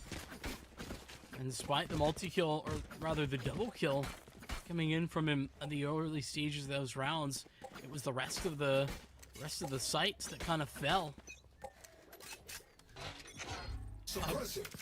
To potentially 12. UND up against a less than ideal purchase. SIUC will be saving into this round, allowing themselves a full purchase into what could be map point. Wouldn't be opposed to just dropping these Seekers and just running with it, but it would be helpful for the last round as well. These pistols are being handled quite easily, so 12 rounds on the horizon of this team, Vincent. And although Fruity Gecko has been a lethal weapon for SIUC, this one just doesn't seem possible into the round. University of North Dakota, they are in autopilot. Full flawless round. Team Ace, just to add insult to injury, as the announcer lets us know. SIUC, even in this round, despite saving in the last, a little bit of mismanagement maybe for the Lucky Orb, has to go to the Guardian this time out. Slayer only on light armor. I mean, that's pretty normal at this point. Yeah. Though. Not a big deal. Bot's coming back. I mean, I say most. A lot of teams still rolling that light armor. It is a very good strategy. Saves you some extra cash over the course of the whole game. This could be Got it. the spike. You have the Rolling Thunder, you have the From the Shadows, but up against the Seekers and the Null Commands. Null Command is huge. Allows you to get into the site, deny something like a From the Shadows to escape, or a Rolling Thunder in response. It looks like you're just gonna click contact. QB! Slayer's gonna fall I've got your... all the way through Garage, and QB is known. So you need a performance out of this Omen, and it's just not gonna happen. Chump Bucket is maybe gonna hopefully try to bring this one back, but it's all down to 2. Null Command's gonna be locked down. Bitter to the bone, continuing to push forward. Fruity Gecko needs to 1v4 to stay alive. This could be it. UND Black continuing to press on. The Molly's going to force us right onto site, and information still being given. Lockdown's going to be dropped. Bitter to the bone on the wing, and there it is. The nail in the coffin. University of North Dakota Black. It might have been a long one, Vincent. They lose out on Ascent, but they bring it back on the bind. They win the double overtime. They head to Haven, and they looked lights out. I feel like that last round where you said Fruity Gecko 1v4 to survive, that's just a metaphor for those last 2 maps. And it's unfortunate, but it is the reality where Fruity Gecko was required to get 2 or 3 kills around, it felt, for that to happen. Or Lucky Orb, she did a great job, I felt, throughout the series in addition to that. But there was some missing moments elsewhere. And I don't think that it's particularly on Chumbuck or Slayer, but a struggle, I think it's fair to say. The substitution not working out so well, even despite the different look on the composition, and a fantastic comeback win as well for North Dakota on map number 2. Once they got to map number 3, it felt like after those first 5 rounds, they simply were ready to win. Yeah. I don't want to take anything away from the University of North Dakota, but when SIUC look back at this game, they're going to look at it at what was a very winnable series, Vincent, and that's going to be a little bit heartbreaking for this roster. I think I'm right there with you that you cannot fault just one person on this team, especially, you know, when you are looking back at this VOD. It has to be, you know, figuring out how to work better together, because individually there were a lot of really strong moments from this team. It's just kind of putting those puzzle pieces into fruition, you know, connecting them in future games. This is only week 2, so I can expect Southern Illinois University out of Carbondale, they're only going to get better from here on out. With a loss here, it might be heartbreaking, but there is still chances to bring this one back. I want to talk about the University of North Dakota, however, because they were anything but 5 individuals. They were a full-fledged team going into this one, and I mean, their teamwork looked impeccable throughout that bind. That second half of bind always seemed like a brand new team, Vincent, leading into the rest of the series. It really did. I felt like there was some of those. We touched on it actually when we were talking on the desk and in the broadcast itself, where we said North Dakota on ascent. There was some moments where they did look a little disjointed. They looked somewhat as if they didn't quite have a plan in place, and sometimes in the clutch they were making errors that honestly not particularly forgivable. You know, single swinging players in a 2v1, that kind of deal. There was some big mistakes. That didn't happen on map 2. And they kept their heads about them. They made the comeback, and they worked their way into overtime. And even after making the comeback and then going up against map and series point, they brought that back too. Once we got to Haven, it felt like all of UND's demons were dealt with. They were perfectly fine, and it's sort of fitting. The Fade struggled as no demons to deal with anymore. No nightmares to worry about whatsoever on Haven. Yeah, I was really impressed with University of North Dakota, especially going into this one. We kind of pinned on them that they were the X factor going into the series because we haven't really seen on them whether they're, this is their first initial season inside NECC. We didn't have the stats from a previous season. If we did see them, Vincent, a lot was kind of in our minds a surprise for the squad on what to expect. We had no idea, and they showed us what could be a really strong team here inside of the Midwest of Navigators. I'm really excited for what this team has to bring in inside of the future of this tournament. I am too. I think there's a bright future ahead. Certainly lots to look forward to there.